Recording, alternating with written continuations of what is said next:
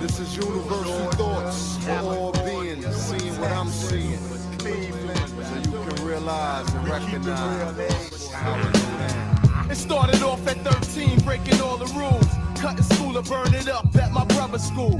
Not a bona fide money taker yet, but learning fast about all the things that dirt gets.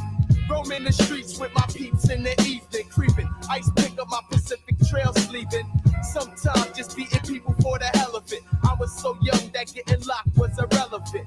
Getting older fast, taking cash on the street. Breaking in mailboxes on the 1st and 15th. And yo, my favorite was the orange box cutter. Just opening it up and scare the shit up out of sucker. Toting shakes and shit, talking about murder. At age 15, I got my very first burner. Now it's time to get it on with society. Quick to click on any punk niggas that be eyeing me. A local bad boy, you who went against the grain, trying to make a little name. Got caught up in the game. I didn't recognize I was part of the statistics. Why didn't someone kick the ballistics? So when I turned 16, kid, I thought I knew it all. I followed no man's yo. I made my own call, so I started moving with the click of sick juveniles. We caught up in the system with rap sheets for miles. I got drug possession and burglaries. I got A1 felonies with a string of armed robberies. It doesn't matter with the young to do a bit. Doing the dope crimes, being charged as a kid. I slid in new directions, I got cash on my mind. 17 now, I need the cream and that's the bottom line. It ain't hard to find, just link up with one of my mans. Someone who's real, somebody who I consider fan. So my man named Shank, he make mad bait. He drive from South Cliff to New York with fake gas tanks with dope and marijuana. He's mad paid to still live in Gowanus amongst the sharks and piranhas. So I got rid of him, now my pocket's looking right until we got stopped one night, jumping on the turnpike, flashing lights is behind us. He said that we'll be fine. Now here they come with a team of trucks sniffing canines. So I guess I never see that condo with 2-car garages. I dropped my head and said I wish I never caught these charges. Here's for all the brothers who wanna see green, but not green correctional facility. Yeah. Just keep your head up and make that cream and duck the man to the best of your ability. They got me caught up. Goddamn, they caught me slipping. Got me locked up 5 to 15 for that last shipping. Call my mama and my shorty. Tell them daddy been naughty. People do the damnest things when they filled with 40s. I'm 21, I'm a man now, so I can stand trial now. Regret living the life of a foul child.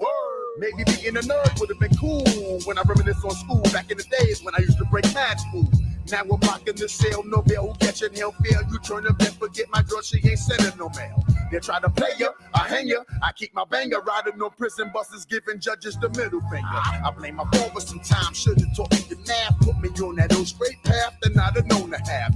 Word to mother, my mama, she tried to teach me. My uncle tried to preach too, but he ain't get through. Me and my cronies had street degrees, shirked each other, my brother. There's no honor among thieves, so I participated in the paper chase. It was all a waste, cause now I'm caught up in the wrong place. Crime ruled everything around me. What? Catching charges, mama bail me out now. A local bad boy, you who went against the grain, trying to make a little name. Got caught up in the game. I didn't recognize I was part of the statistics. Why didn't someone kick the ballistics? A local bad boy, you who went against the grain, trying to make a little name. Got caught up in the game. I didn't recognize I was part of the statistics. Why didn't someone kick the ballistics? Word up, man. Yo, brothers, man, you gotta recognize the dependency is alive.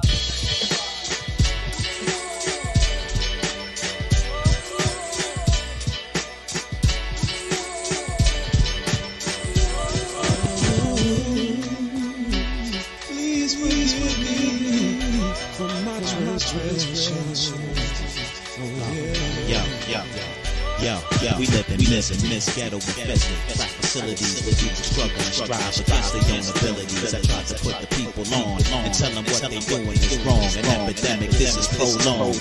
Misery, the state of Christ is portrayed as he sat and broke bread when ran a scheme to hold him back. Now picture this, living your life at the age of 12, going around town telling a wise man to get on track and growing up, walking in the footsteps of Christ, knowing death, knowing the time Satan tempts you in the night, fasted for 40 days and 40 nights, afflictions, praying for strength in the Lord to overcome this. And what about times when they doubted, couldn't believe because they couldn't see what it is to see? You got eyes but they don't see, you got ears but they don't hear. That's why we living in misery. I've sinned over and over again. And again, Lord, forgive me for I've sinned over and over again. And again. Attempting to reach the promised land, pay homage and praise to Yahweh Shai. Why should he even acknowledge man? We represent the 12 tribal, even the families of Israel, spoken of all over the Bible, awaiting the arrival of the Son of Man. If the truth hurts, then duck down, cause his verse is homicidal. Bust my gun in hand, destroying my arch rival. He's on the ground, stretched out like a rubber band. Shot him 7 times, I understand. Don't take it literal, condition is critical. Cause every shot was spiritual. 3 shots to the face, judgment, mercy, and faith. By the grace of the Most High that we weren't replaced. 3 more shots landed, knowledge, wisdom, and understanding. Without these, your spirit abandons your body, and now your flesh is left stranded. The last was love, most powerful force on the planet. Source is outlandish, a place where the lost in our hearts will be branded. Living out the true example of what a man is. Our minds are like a fragile package that's damaged. The eyes of the Lord got us on candid camera, watching us whatever we do. Forever he rules. For us the Red Sea was severed in two. Faith for all Israel to have. Right. They crucified the Son of Man. Wicked acts like him. I ran since I was a slave, mentally pained. I cry out to the Lord name, but never in vain. We soon reign and have dominance, like the days of old King Solomon. Low in tolerance. The Lord covenant, the promised land, the kingdom, the power, and the glory. Amen. Forgive me for I've sinned over and over again. And again, Lord, forgive me for I've sinned over and over again. And again. Ever since I get the Spirit of the Lord, I've been walking in the righteous path of Yahweh Shai, trying to keep my head up as I walk by all of the simple and perverse. Boy, this world is such a curse when I tell you. I mean, there is no sign of the truth, no more praying in the booths or the tabernacles and our solemn feasts where we used to eat all the holy things. Put before the Most High when we cover sins. Man, you should have been there when I tell you. What the hell you call this wretched ass place? Such a disgrace. Man, we've been misplaced. Lord, we bring praise. Now we praising every day, wishing you were here, looking up the sky where we know that you will appear. Come on down, lift us up, take us out of here. Bring us to a land where the righteous is always near. And it's all about faith, cause there ain't no fear. Lord, forgive me for I've sinned over and over again. And again. Lord, forgive me for I've sinned over and over again. And again.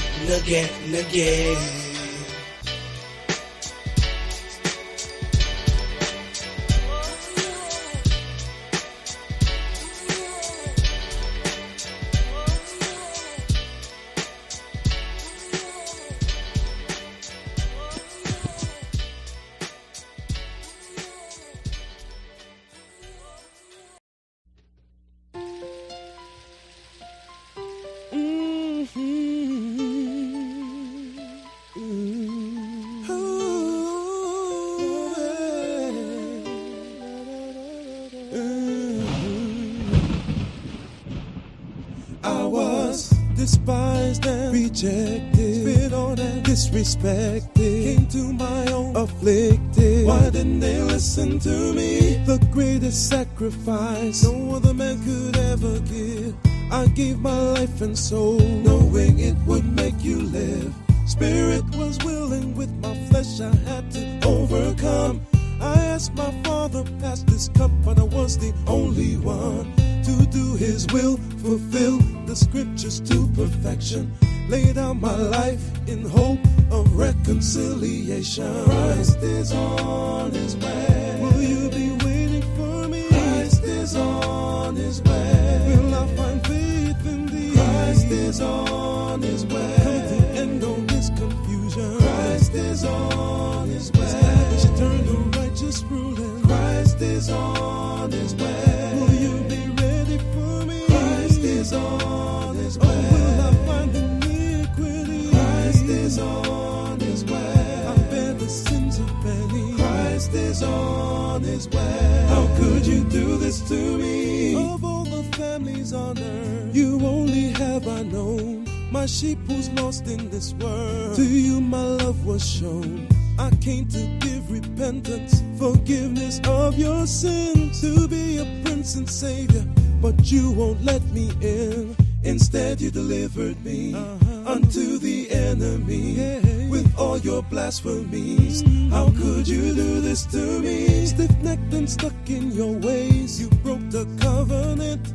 You only got a few days before I make my judgment. Oh, forgive them, for they know not what they do. What they do, what they do. I will plead with them face to face till I turn them back to you. Yo, you thought I wasn't coming back? Imagine that, watch the sky crack when I attack. I held back the winds from the four corners. Now you were gonna watch my battle wax get bloody. No one above me, it pleased them to choose me, to bruise me, but nothing could move me. You refused me like you never knew me. I didn't have to do it when I carried your iniquity, your wickedly witchery. Now you don't remember me, the whole world watched on my name. They lied, denied that I died, but so they pierced my side. Now I will return to burn, to unlearn, but the whole world heard, but for everything my I word. do is for the Lord. If I breathe for Christ. If I die for Christ, no matter the price. Understand it, I present my body as a living sacrifice. That's right. Repent, for the kingdom of the Lord is at hand. The coming of Yahweh is nigh. And he prophesied when he was going to be born and died. I hope these cats realize that there ain't much time. First and foremost is Satan holds post. Keep your guards up and close with the armor of the Most High. He's not a man that he should lie. I hate when we teach Jake and they walk on by.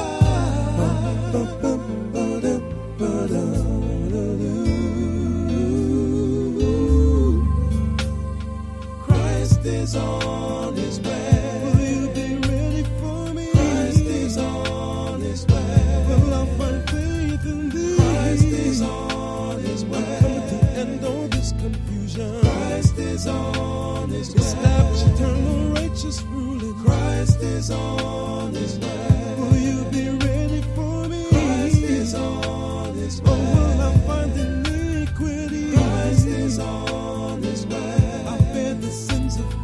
Christ is on his way. How could you do this to me? Christ is on his way. I'm here to settle the score. Turn up the nations for war. Ain't gonna take this no more. Israel, you better endure. Come out here to settle the score. Turn up the nations for war. Ain't gonna take this no more.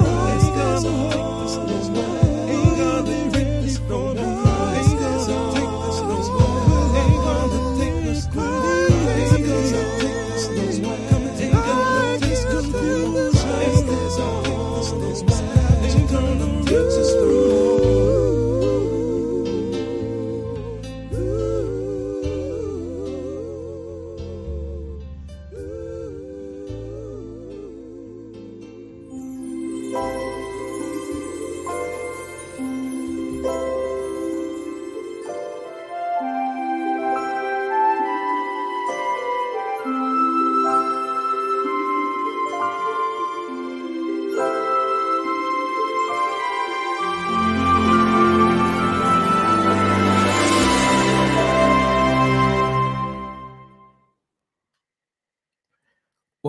Welcome, everybody. Thank you for being here.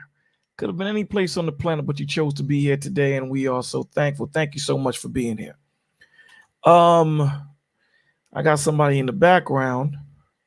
Never seen him here before. Anybody in the village familiar with someone by the name of Mac Merck? M-A-C Merck. Anyone familiar? Anyone familiar? It's Marcus.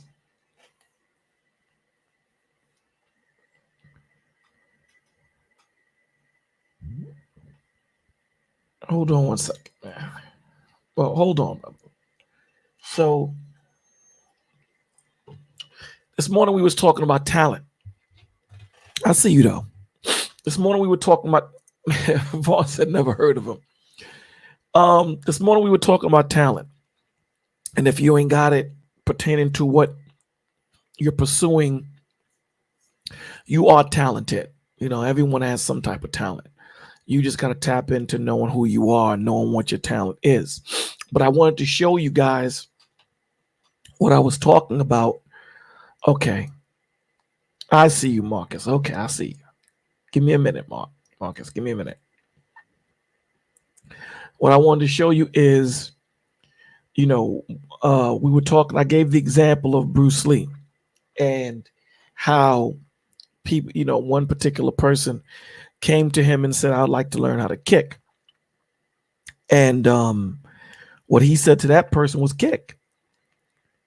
Right. And it took me a little while to get that, to understand what he meant by that. And what he did was his thought process was, I can only teach you technique. I can only teach you discipline or how to hone your talent. Your talent is something that's God given. That's something that God has given to you. I can't, if you don't got it, you don't got it. So this is hyper real. These dudes, they draw this with black pencil. This is hyper real. This looks like a picture. It's not. This is an actual drawing. This is an actual drawing. And these cats, there's times I'll sit for hours and just watch, the different guys draw on YouTube. The hyper real guys draw on YouTube, and it's amazing the way they do it, man. When you sit there and you look at the God-given gifts that he gives, even to the point where I listen to classical music and I'll just turn all the lights down, just listen to the different instruments, and you can hear it, and you're like, wow. To hear him give you 4-part harmonies, 6-part harmonies, dissonant tones and dissonant chords and all these different things and the different octaves and the way all of these things come together. It's crazy. You know that these things have to be designed. It's not something that arbitrarily you just get. You just don't get this. Right. So let's run through our 4 hashtags. No more be the change. It takes a village. Visitation rights are not for fathers. They are for inmates. We already know what these things are. We know what the AAA is, not the guys that pick you up on the street, but we're talking about acknowledgement, acceptance, and application. We talk about the mirror all the time. The truth is too heavy for the weak. We need vision, not sight of the Lord. And we need to stop being emotional animals and start being spiritual creatures. Tonight, I'm going to try not to make this a long one. I'm going to try not to make this a long one. I'm going to try to make this short, but you know how that goes, man. We always say we're going to make something short, and we don't. Marcus, what up, my G? I am delivered. What's up, Bolo? Chilling, my G. What's going on, baby? What's up, man? God bless you. God bless the village. Miss the village. Always a part of it. Miss you. We see you in the background, though. We see the one thing about what you do that is so awesome. When you come into the building, you give salutations to everybody. Like you'll put that long text in the chat of everyone that's in the room, which I think is really fly. Yeah, no, I appreciate that. And people tell me that too. I appreciate it. There's a spaceship in the background. I like that. Yeah, I just, for whatever reason, I just feel like everybody, in all due respect, should be acknowledged. If everyone has a voice, everyone has a right to hey, show everybody that level of, I guess, respect, and the fact that, hey, I see you, I notice you, and I'm always like a listening ear, always willing to communicate, and definitely it took time, it took years, of course, but yeah, man, I just want to say I appreciate you, giving these kind of streams out here, and these kind of talks, and God notices it. He always notices everything that people do for the betterness of the believing faith of them.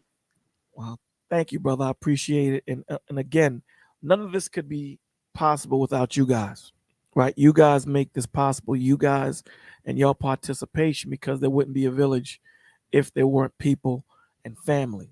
So, you guys get a round of applause also. But I want to thank you and everyone else that's made this channel in made it what it is today. We don't look, we don't go for numbers. Would it be good if we had a lot of people here hearing the gospel, hearing the word, and spreading the word? Absolutely. But we also know that this is not for the majority. We read the word and we know that it's for the minority. So, that doesn't shut us down or bring sad eyes to us, because I'd rather have 10 good, participants. I'd rather have 10 good friends than 100 friends I can't depend on. That's always been my thought process. Sometimes people think having a whole bunch of nothing means something, when at the end of the day, 0 times 0 is 0. So thank you, brother. I appreciate you being here. I appreciate your testimony. I appreciate everyone that comes up here and decides to participate in this, because you don't have to, so thank you, my G. But how have you been? I've been good, like up and down. I'm not gonna lie to you. I've been up and down, good days, bad days. But that's part of being human. Just learning to accept that when I was like younger. And I think younger, probably notice this a lot in teens and young adults, that existential crisis, and the one internal too. The why are we here? Like, is this worth it? What is our purpose? And where do we go after? So I think right now I'm in that state of, I'm taking it in, balanced. Try not to let things overwhelm me so much and consume me. But I just try to be the leader of the household and try to help out wherever I can, and also listen to understand. Just right now, lately, I think I've been seeing a lot of this, and this is nothing new because it happened back when Jesus, was amongst everybody, and people throwing stones at Christians and the faith and mocking God. I'm pretty sure you already talked about or heard of what happened in the Olympics and stuff like that. And Yeah, I tapped into it a little bit. I didn't really give it too much credence. I had to go search the dark web to actually see, because yeah, you can't find it no place, right? So right. I had to search the dark web. I saw the videos of what they did, Right. and at the end of the day, it's a sad thing for me, in the aspect Mhm. of nothing surprises me no more. Mhm. Nothing Right. surprises me no more. So when hey, they did this. Oh, okay. All right. Right. What it does is, I'd say this. Um it builds up a fire Mhm. to know that we're closer. We're one Right. step closer. You dig what I'm saying? So you have that double entendre thing going. It doesn't bother me in the fact that they're doing what they're doing, but it lets me know that we're one step closer to the Creator coming back here and shutting all of this down and bringing paradise and judgment. So that's the good thing about it. But Goda, what's going on? What's up, Agoda? Good morning. How you doing over there, man? Okay, I'm waiting for the missiles. If you saw the news and you get Yeah, what I'm saying.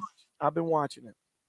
Well, I spoke to your favorite guy who you like to send emails to, Brother Clarence. So um so we're gonna figure it out. I got your email. Did you get my response to you? Figure out in terms of what? In terms of the times, we're gonna do it on his channel, where we're gonna have the Yeah, conversations. but I first of all, I'm not going to be for long. I just come here. I have stuff to do. No, but I know that that's gonna be a very long conversation. You know what I'm saying? Or it's gonna take time. You know what I mean? Yeah, And yeah, but in general, we talked that we're going to talk about Moses' we're gonna do it all. wife We're gonna do and a number of stuff. So so that's we why I thought said that we're going to do it on your channel. now we're gonna do it on his. The only reason why we're gonna do it on his channel is because Testimony Friday is about testimony, you know, and it's about the growth that one has had in God. Um, we're here to give encouragement and things of that nature. So we try at times, you know, it goes awry, but we try to stay away from, you know, conversations that is outside of testimony when it comes to Testimony Friday. So I spoke to Brother Clarence, and he said that we could use his platform. So we're gonna figure out a time. We're gonna email you and see if it's good with you, and then we'll have that conversation there. But right now, what's important to me is, you know, how's your family? If everyone is safe? Yeah, we are getting ready. I've been yesterday doing shopping for a lot of food to put in the mamad, or you know what is a mamad, no? Or I should need to explain to you. Explain. Okay, mamad stands for in Hebrew for Merchav Mugan, or in English safe space.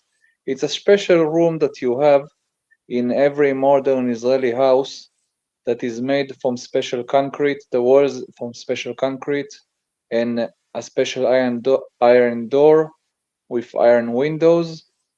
In times of when you don't have any problem, it could function as a normal room, but if there is a missile coming to where you live, then you get into the mamad, close the window, close the door, and you are safe from the missile. And also it could protect you in case somebody breaks in your house. So like a safe room, kind of sort. Yeah, it's well, a number of people in Clarence channel called it a bunker, Okay. and I don't blame them. Let me ask you this: when how do you know that the missiles are coming? Is there like a There warning? is alarm. There's an alarm that comes. Okay. Yeah, of course. If it's of course, then you have a specific time to get into the mamad. Of course, if that depends, of course, where you live. For example, if you live in the Tel Aviv area, Right. then you have, if I'm not mistaken, 90 seconds, something like this. If you live, let's say, in the cities or the small towns in the south, or if I'm even be more accurate, in the areas that are not far from Gaza itself, then you would have 10 seconds at best. So every home has an Ahmad in it. Every modern Every home, home. Okay. old homes don't not necessarily have in them. But you also have some basements in apart in buildings, so you can use that also. So if I don't have an Ahmad in my home, I go to someone else. So I go to a building where there's a basement, or is there a central? Yes, you go into your basement. So what if I don't have a basement? What if I don't have an Ahmad or a basement? Are there like central Then, places that they build? Like out here, okay, first of all, when I'm saying in your house, I mean if you live in a what, just a second, let's say it like this. In your building, when I'm saying building, I don't mean just a ground house, a house that you live like that you have I'm what I'm trying to say, that if you live in a building, in apartment, right? then you first of all you try to get out of your apartment to the staircase room. You need the idea is to be in a room that is not there is no it's Glass. it's not how I explain to you, that is between that is deep inside the building. Okay. No, also no stuff like windows or stuff that can Cut you you or know okay. yeah, can from the effect of the explosion can break or do stuff. Wow. That's crazy, bro. Yeah, and after the alarm is stopping, then you wait 10 or so minutes, and then uh, then you can come out. What time is it right now where you are? 7 in the morning. Like I said, good morning, buddy. Yeah, you did. Damn, 7 in the morning. That's a real. Yeah, in the Sabbath. Yeah, it's 12 o'clock here. 12 midnight over here. Yeah. Yeah, Also, what do you think about my picture? yeah. That's your graduation, right? Congratulations. Yeah, I finished my degree. That is Nice, for my graduation. nice, man. Congratulations, brother. So, what are you gonna do with Yeah. it? What are you gonna do with the degree? First of all, it's a first degree in geography, and I'm going to check out if I can use it. Well, I'm going to use it to work in companies that do stuff in that aspect, or in gov. You know what? How I say it? Where you in the cities where you have the mayor, you have the areas that you have the government of the city, the mayor. Yeah, That man. that Like municipalities. You're talking about like where the cities are, the major cities. Yes, I'm talking that in cities like Tel Aviv, you have well, even not in Tel Aviv, you have where the mayor is working, so you have there you can have jobs that could be connected to my degree. And Okay. also, of course, it's the possibility to do a second degree, but that is not even on paper for now. Well, congratulations, man. Yeah, yeah, Congratulations, brother. Congratulations. yeah. Congrats. Honestly, this I barely managed to finish because of the stupid war. Yeah. All wars are Yeah, stupid, but again, yeah, you know, uh, again, these are signs that the Father's given us. So, you know, I just pray that you and your family and all those over there are safe, yeah. and that so Relax. the We are alarm, safe. so We have the alarm is going off now, or did it go what? off already? The alarm, it went off already, or is it going off now? No, there's no alarm here. There's no alarm. Relax. All right, so right now you in Chuck chill out mode right now. Yeah, I'm chilling out. In actually, in the first month of the war, we had here and there alarm in the Tel Aviv area, but after if I'm mistaken, 2 or 3 months, then it's almost gone from a few times in a day to zero. Period. The the missiles from Gaza almost the terrorists from Gaza almost didn't have lost.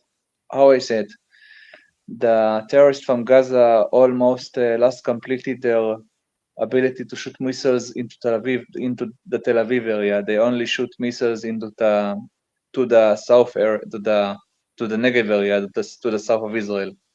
Oh, okay. But of course, because of the assassinations that we did in Lebanon and in Iran, then we are going right now to receive missiles from the Hezbollah, and they have missiles that can bring full whole buildings, from what I know. Okay. Wow, that's crazy. Yeah. So let me ask you So a question. Let me ask you this. So yeah, do you and your family have like prayer time? Like when y'all pray and meditate, you know, to pray God, what? pray and meditate in God. Like are there specific times when you and your family come together to meditate in the Father, in God?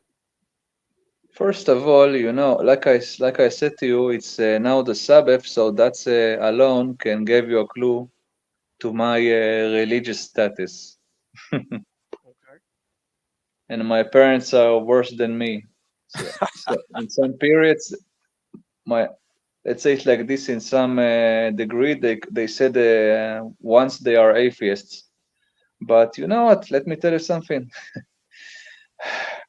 When in the first month of the war, when we gone to the shelter, my mother covered her face with a blanket and start praying. Nice. And I also read some quotes from the Bible and some religious quotes. So let me ask you this. You said before the war she was an atheist. No, I Okay. said before.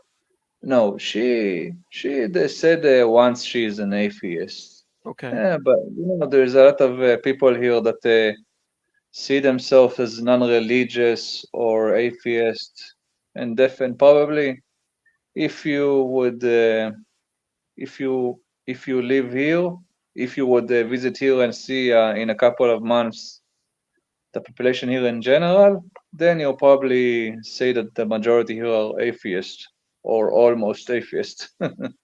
Okay. Yeah. Well, Yeah, I'm but glad still, that it's in the same time, we have the holidays, we have Jewish holidays, we have how I say it, traditions and stuff. You can take away the beard, you can take away the clothing, but still, you are what you are in your heart. yeah, All yeah, right. in heart and in tradition. That's a beautiful thing. Yeah, Marcus, you I wanted to ask you a question, Marcus. I know you were in the service, and again, thank you for your service, right? Um, I You've want been to, in the army? Cool, yeah, nice. Marcus, I Me wanted to too. ask you because I know you suffer with PTSD, correct? We can't hear you, Marcus. We cannot hear you. I know you're off mic. There you go. You better now? I can hear you now. You suffer with PTSD, correct?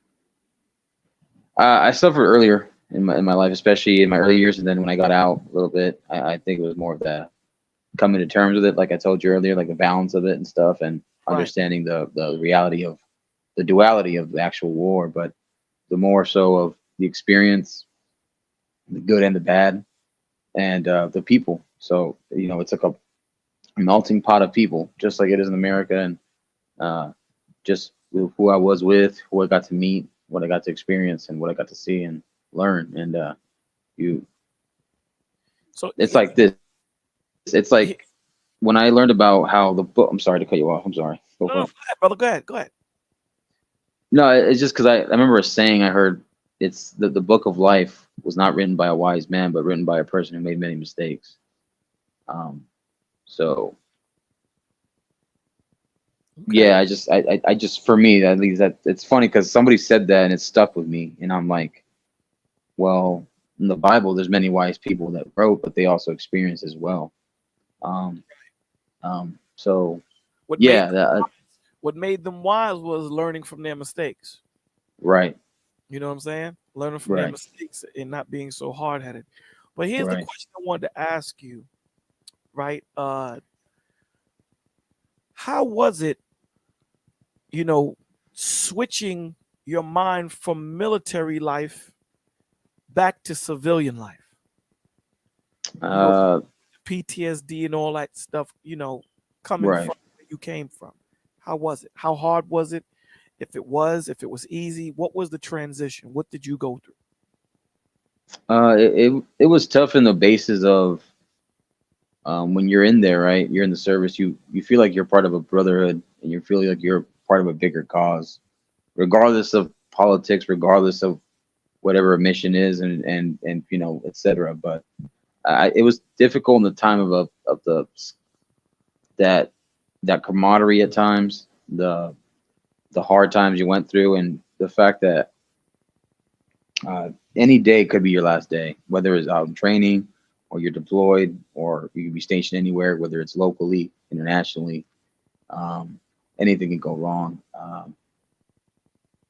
But I think that was like probably one of the toughest parts was feeling like you had this purpose. And sometimes when you're out of there, you feel like when you're in there, it's almost that you feel like as if time kind of froze. And when you're out, you're kind of trying to adjust to civilian life, and you're adjusting to kind of things that are happening in the civilian world where you kind of feel out of. It's kind of like if you unplug from the matrix. I hate to bring that term up on the internet, but we'd use that term all the time here. But yeah, so be very specific, because I know when you're in the service, from conversations that you and I have had, you have purpose. You're moving. You're seeing the work being done. Right. Everyone around you is on code to move whatever you need to move and do whatever they need to do. When you transition into civilian life, it ain't like that. Everybody else is doing their own thing. Things are slow. Things are stagnant. So take us through how you had to transition your thought process, your mind, your spirit from that world to this one. Yeah, I think for me, when I first transitioned out, I think I just had to understand like the adjustment of not everybody's going to move at a faster pace, and some people work differently. I think that's what kind of had me understand it even more, because you know, some people move at a certain rate, I move at a certain rate, but my scheduling is different. I wake up early sometimes, and most of the time I wake up like at we'll use military time like 0500 or 0430. We'll wake up that early, maybe PT, work out a little bit here and there. I'll start off trying to do like a good prayer, whether I'm in the shower, whether I'm in working out or something like that, or you know, whatever it is. And then just having these like anxiety sometimes. Like I had this anxiety, and it kind of stems also from, you know, childhood a little bit, because my dad was a hard go-getter and worker, and my mom was like the old school traditional Mexican household. You know, she'll snap. And he's just like a snapping turtle. Like, it wasn't pretty.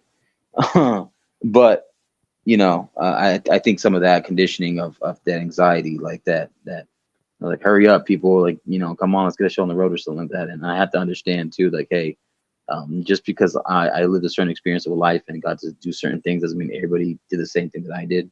And I need to be understanding about certain things like that. Read my environment. I used to have to calm down and breathe and just relax and just relax. Like, we can do a lot in a day, but it doesn't have to be done at the end of the day. It'll be done eventually in the journey. So just stuff like that. I used to write in a journal sometimes, which journal is code for man diary. But you know, stuff like that. Try to see what kind of goals I could do. And you know, I had a Bible that I got in the service. They had like these small square rectangle Bibles, and they had like the camouflage type cover, kind of blends in with our camos and stuff like that. And I used to highlight a lot of scriptures and stuff like that, because on Sundays they would have us go for service. Do you still have that Bible? I still have it, but I actually have it locked up because I have another Bible myself.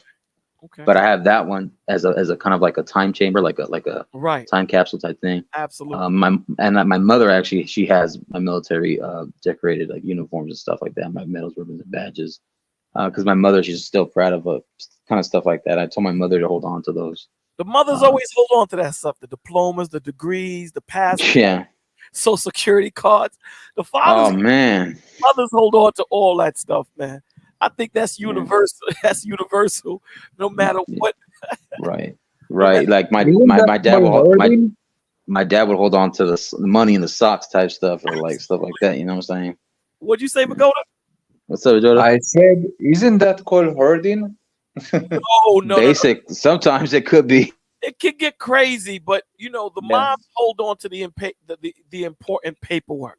Because, you know, first of all, Marcus, salute to your service. Oh, thank you, man. Appreciate you. And like I said, I'm going to be praying, making sure you're safe, okay, out there. I'm going to make sure. I've also been to the army, if I didn't say so. And actually, shout out to you, man. Yeah. You served in the U.S. or overseas? No, I served in the U.S. Marine Corps. Ah, nice. Sailor man. Yeah, kind of like that, yeah. Say, you have in a Mexican culture or in general in your household, you had mate? I'm sorry? You had the mate drink? You know, when you drink some, a hard drink from an iron cup, you have it in Uruguay and Argentina. Yeah, I know it's true. No, I personally didn't drink much when I was growing up. My dad didn't really drink much in front of me either. No, it's not alcohol. It's mate. It's mate. Mate. Mate. I don't know. I have to probably. Maybe I did. I just can't remember. It's as Mexicans, we throw parties. We party till the morning.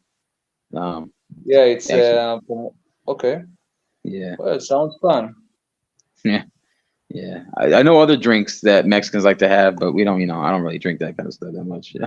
Yeah, actually, the last time that I asked some Mexican guy about his stuff that he has in his culture, I asked him about a sombrero. He called me a racist and cut and then he told me to F up.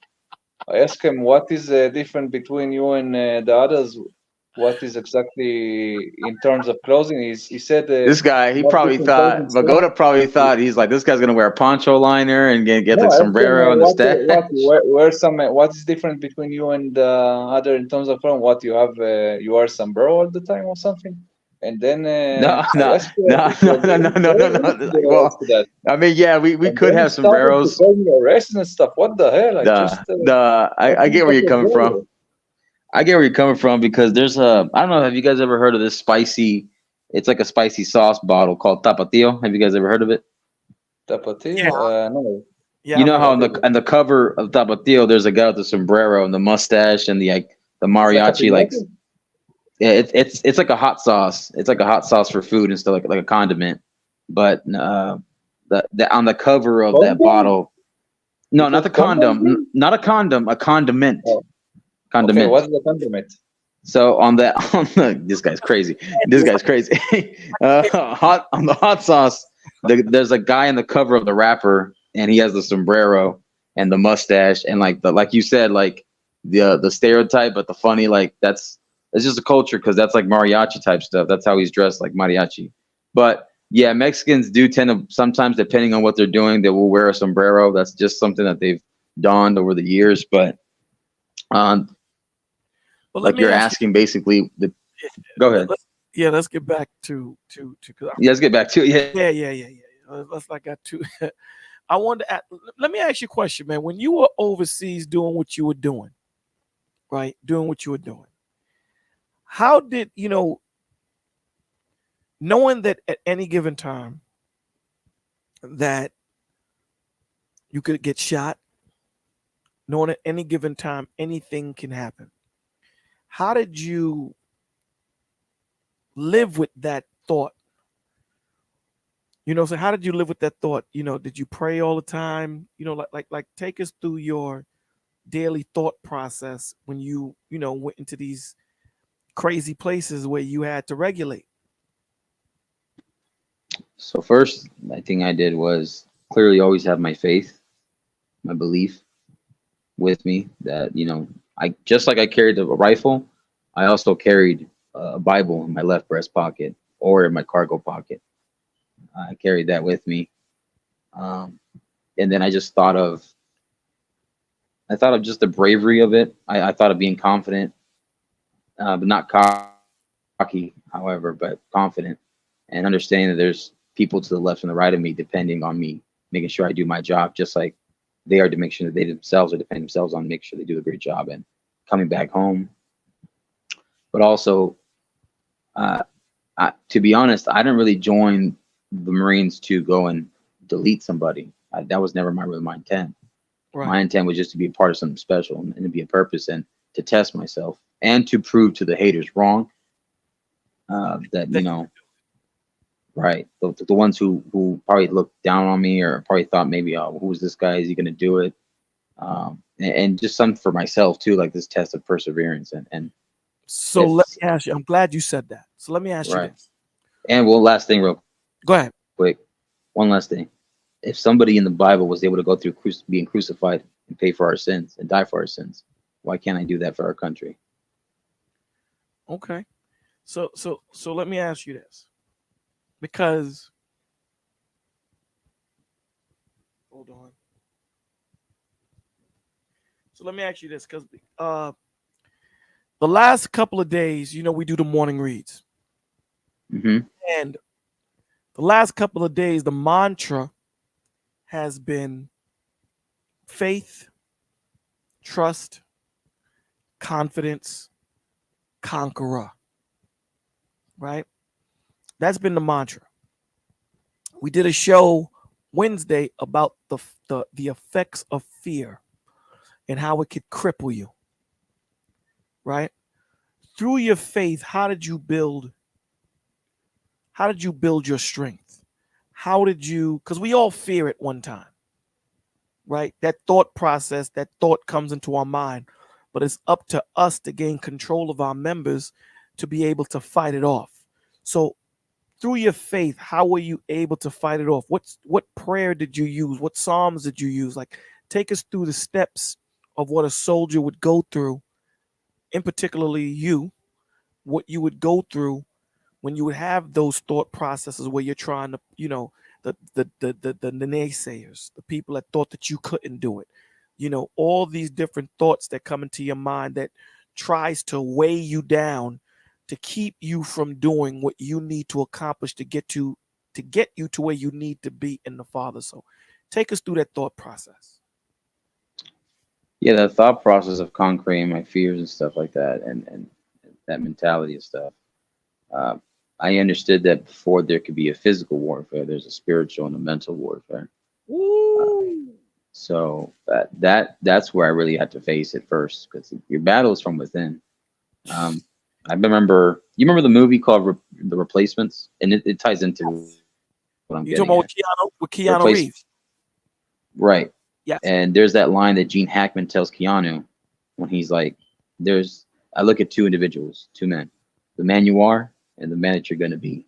And then one day those men will meet and you'll make one hell of a, in my terms, I say the one hell of a human being. Wow. So that's who I was facing, was myself as well, the adversary, the sins, the fact that we can fall for anything, whether it's greed, lust, anger, wrath, sloth, etc., vanity, envy. So I had to make sure that my mind was as clear as possible, especially being over there, and understand that the man above is with me, thy rock, thy shield, thy staff. You quoting scriptures and not knowing it, and I know you know. Like, you needed to be sober minded. You needed to be vigilant. You know what I'm saying? You need to be sober minded and vigilant, and know that your enemy, your adversary, the devil, is walking to and fro as a wrong line seeking who he may devour. Right. And you were and you were in that environment, literally. Not figuratively, literally. You're in that environment where if you make a wrong move, or if you're not on point, if you're not focused, that wrong step can mean death. It could mean maiming, losing a leg, an arm, losing a fellow brother. I think that's what made me think more, was losing somebody that's right beside me. And I think having to go and talk to the family member who was related to that person that fell, or who fell and as a brother in arms, I think that's was something that made me on my toes more, because I wouldn't want coming home to somebody and having that flag draped coffin or something, just having to knock someone's doorstep and say that your father or your brother or your son, he gave his life, and we lost, and we lost someone that was valiant, and I think that's part of the reason why I was very, very adamant on being who I was when I was in the platoon or squadron, and but I also try to keep my faith as much as possible. There was few people who actually try to go to that kind of stuff, and the ones that did, it was after they went through something, or they heard of something back home, or something they went through over there, and just the struggles, the mentality, the issues of a heartbreak, or just the struggle of being away from their loved ones. Because I remember when I was in the beginning, I think that was the issue with me, was thinking, nah, I'm not going to be as homesick. Then I felt it more, and I realized time is actually a gift that can be taken away so easily. Yo, bro, so listen, man, I think you're really touching me. If I was talking to my son, I probably would have had to say pause right there. You have a son? I have, I have four children. Oh, whoa. So listen, man, because because of what you've done, and because of who you are, and because you are the brother who you are, I want to dedicate this to all of the military men and women, both serving and retired, and especially dedicated to the fallen. Um, and thank you for your service, man, because it is very important, you know, that you guys do what you do.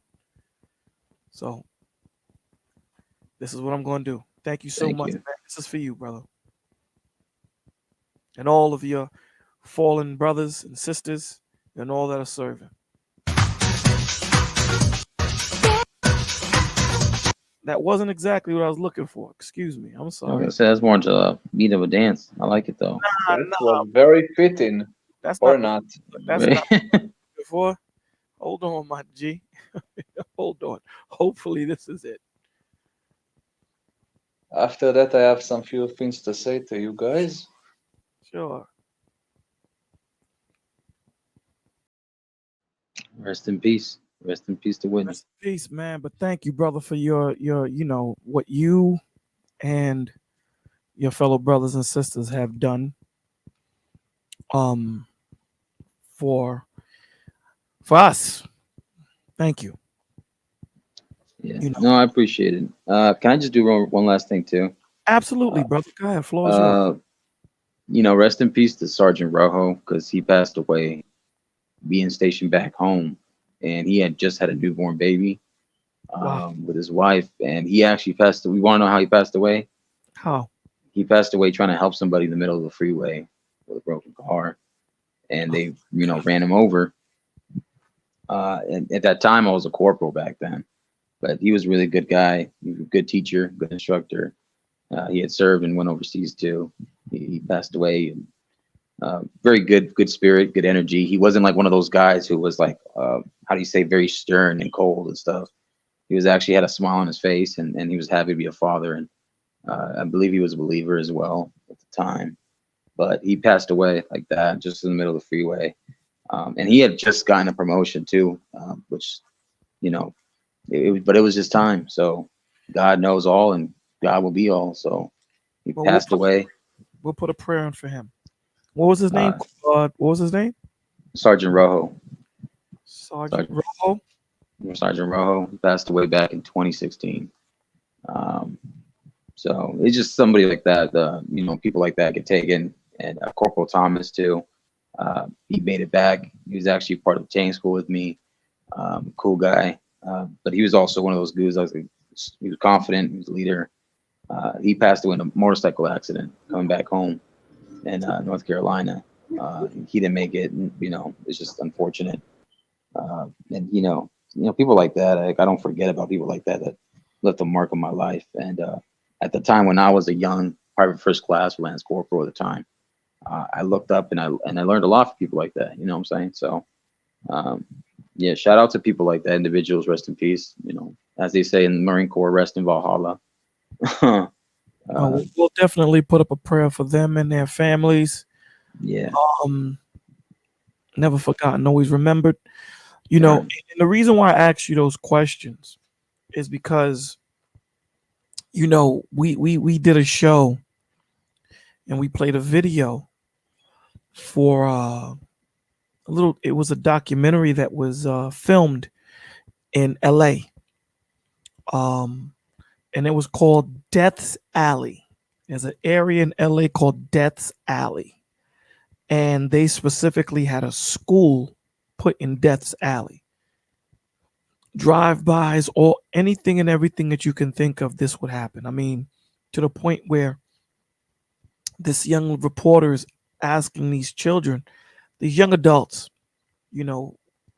what have you seen? I mean, kids are talking about they've seen their partners getting blown away, getting deleted through being shot in the head, back, all these different things, and seldomly do we have a military person like yourself to come in and talk about actual, being in war. You know what I mean? And dealing with it and having, I mean, we've had Mandrell. So, you know, it's between you two. That switches on and switch off. And it's not an easy task. So I you know, I preface this conversation in the aspect of all those other men and women that have been in war, that they're not the only one. And I know that might sound stupid, but it isn't. Because again, what fear and PTSD and all, you know, mental illness and depression, what it does do to one is isolates you and makes you think that you're by yourself and no one can understand, that you don't want to talk about it or get help. So that, sir, I salute you and thank you for speaking towards it. Well, thank you for giving me the space to actually, you know, be amongst you guys. You know, so I appreciate you. Anything else you want to say before we move on to my man 84?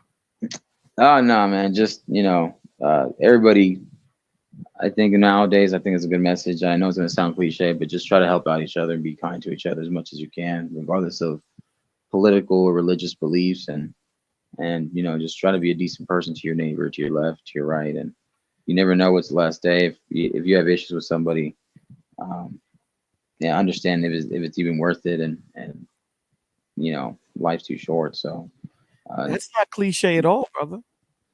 yeah, I know, but it feels like sometimes some people say it in the movies a lot, or maybe like in these in streams and stuff, these long panels. So saying the cliche is a cliche in itself, you know. So, You and know, not to mention, go ahead. no, go ahead, go ahead. No, I was gonna say, because I'm breaking the fourth wall even more, because I watched that Deadpool Wolverine movie over the weekend. So I saw it too. How'd you like it? I thought it was great. I thought it was a much needed, refreshing. Yeah, I thought it was like a very refreshing comic, actually accurate thing. But just because I knew he likes to break the fourth wall as part of his character in the comics and the movie and stuff, so I thought me saying that is kind of like a cliche of a cliche within the fourth wall type thing. Okay. So, you know what I'm saying? You know, I loved it. It was okay. I'm sorry, you went low, a little below. It was okay for me. There was certain parts of it that, you know, I flipped out, and I was glad that he did it. And it was okay. Right. You know, it opened up doors to other movies that are going to be coming down the press. But yeah, you know, I didn't see it, so thank you for ruining it. we didn't say anything. We said it was okay. Did you hear me say anything towards it? No, I didn't say anything. I didn't do no spoilers or no nothing. So I didn't Yet. Anybody. You didn't No. say anything Said yet. I'm gonna change the subject now. It's you But know, in any case, you know, but sorry to interrupt, but yeah. first of all, I must say, Marcus, what you said is full on gold. Oh, thank you. I appreciate that, man. Yeah, I appreciate if that. not platinum, if you think about it. Yeah, all right, I'll take platinum. 84. I'll take platinum. 84. What's Platinum is above gold if you get it, but never mind that. What's going Right on? Right on. Yeah. What's going on, family? What's up, Mr. Best? Glad to be up here. What's going on? What's going on, bro? What's going on, Marcus? What's going on? Not much, man. I'm just listening to y'all. You know what I'm saying? You know, laughing a little bit in the background as always, but yeah. Okay. So the thing that, you know, again, like I was saying to you before, Marcus, is, you know, to have a man, you know, a military man, a Marines man, because you guys are supposed to be the men of the men, right? To have you be able to, hey, Miss Vega. That's all. Welcome, Miss Vega. What's up, Miss Vega? How you doing? Hey, sister. You know, to have you be able to open up your heart the way you do, it's not easy. And this is the purpose of Testimony Friday, to let other men know, to let other women know, to let children know that it doesn't make you a weak person. In fact, what it does do is let someone else know. I remember we did a show and there was this guy and he was suffering with mental illness, depression. He was suffering with depression. you know, he was having suicidal thoughts and all these different ideologies in his thought process. And he said something that was crazy, but made sense. He said that, you know, he felt that he was alone. And Facebook came along.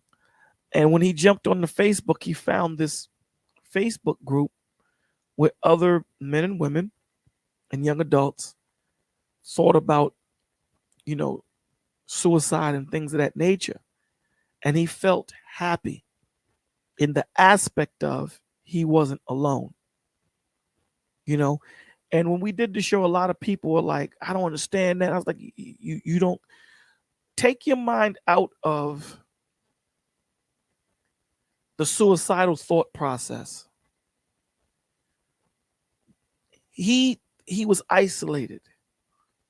You know, as long as human beings have been on this earth, you know, someone that's outside of depression will say, how could this person think that they're the only one that has ever gone through this thing? Do you think that you're the only one that had someone pass? Why do you think that no one understands what you feel? Because some people will say that. I have a lot of people say that to me. You don't know how I feel until you explain to them, if you've gone through that experience, or you explain to them just from experiences of other people that you might be around in your circumference. But the point of the matter is, it's very important to have you share. Sharing is a very good thing, because when he said that I didn't, you know, I was happy to know that I wasn't the only one that thought about these things. That gives you strength. Because when you're the first one to do something, there's no one to converse with. There's no one to talk to. There's no one to get advice from when you're the first one. You know what I'm saying? If I'm going into the depths of water that no man has ever been to, who the hell am I going to for advice? You've never been this deep before, so you can't really give me advice on this.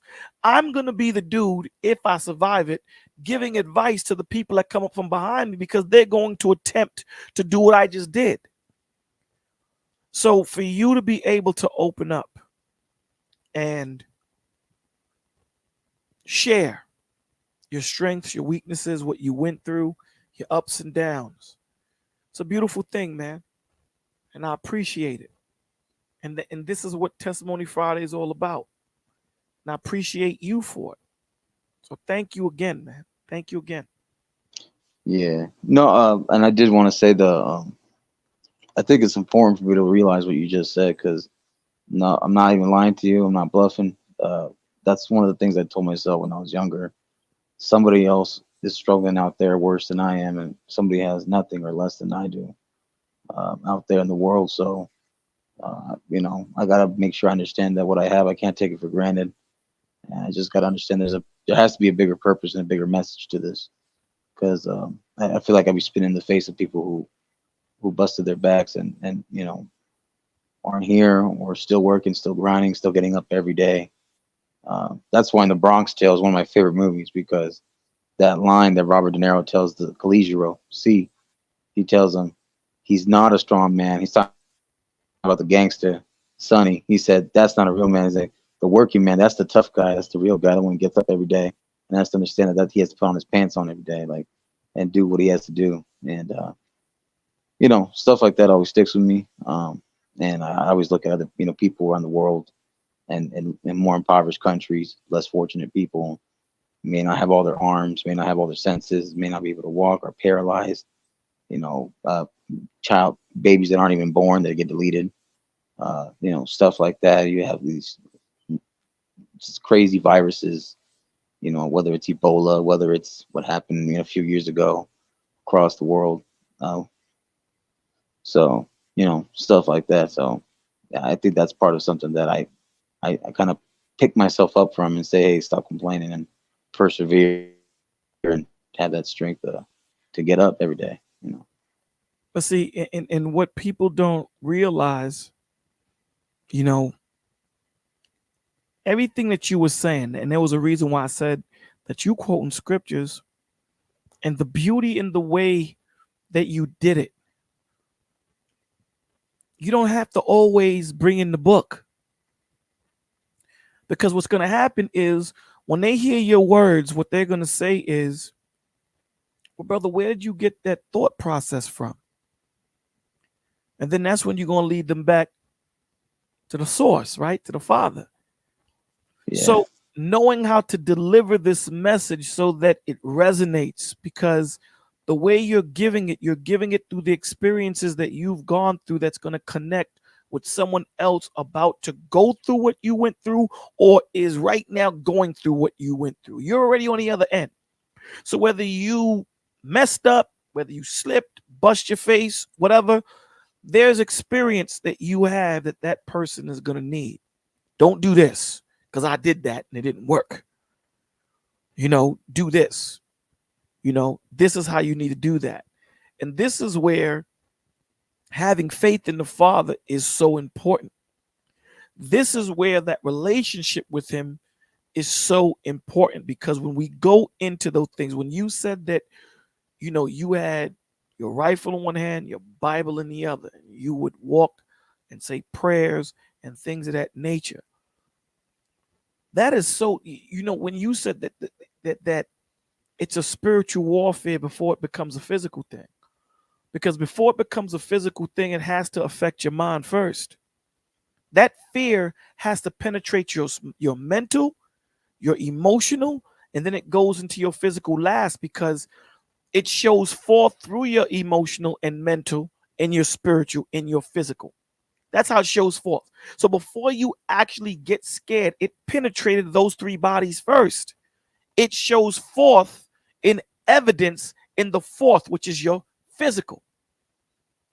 So if you don't fortify your spiritual, mental, and emotional in the Father, you got a problem. You will have a problem. And we have to understand that we can fake the funk all we want. You know, there are many people that are going to come up here and quote the scriptures and be on point with it. Absolutely. And you're going to envy them. Be like, damn, how does this dude do it? How does this female do it? At the end of the day, everyone's going to be tested, man. Everyone will be tested. This is why Christ said, there are many that honor me with their mouth, but their hearts are far from me. When drama is applied, when pressure is applied, they're going to fold like a $2 wallet. No. It just is what it is.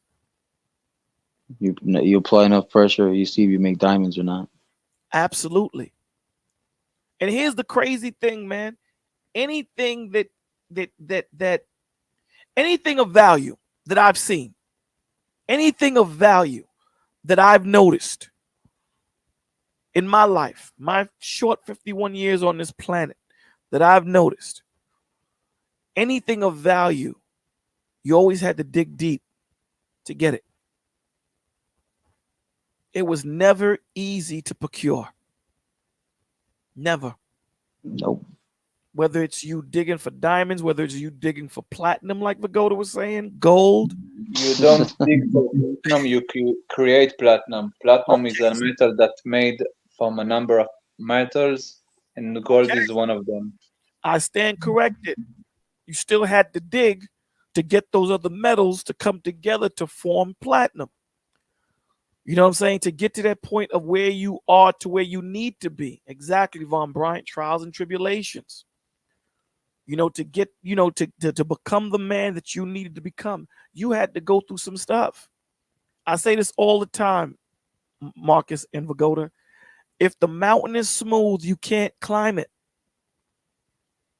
You can't climb the mountain if it's smooth. There's no stories. There's nothing for you to hold on to. There's nothing for you to learn from if that mountain is smooth. But if that mountain has jagged edges, crevices, places where you're going to bump your head, places where you might cut yourself, these are learning experiences that you're going to grow from and become a better version of you because of the trials and tribulations that you needed to get through to get to the top of that mountain. But anything smooth, it ain't worth it. Anything easy is not worth it. I don't care if it's a woman trying to get a husband or a man trying to get a wife. It's not worth it when it's easy. Any friendship that you've been in, when you have that tumultuous friendship, no matter how many times me and Marcus and I have an argument, at the end of the day, if that brother needs me, I'm there. That's a testimony to our friendship. Everything is tried in the furnace of affliction. I don't know what character you have until I see you tested. It just is what it is. And a lot of the times, the way society has built us up, it has made us lazy, right? We want everything here and now. We don't want to take time to figure things out. We don't want to take time to pray. We don't want to take time to meditate. We don't want to take time to speak to the Father. We don't want to take time to do none of that. But you know what we expect? We expect everything that God has, we expect him to give. What do you guys say to that? I agree.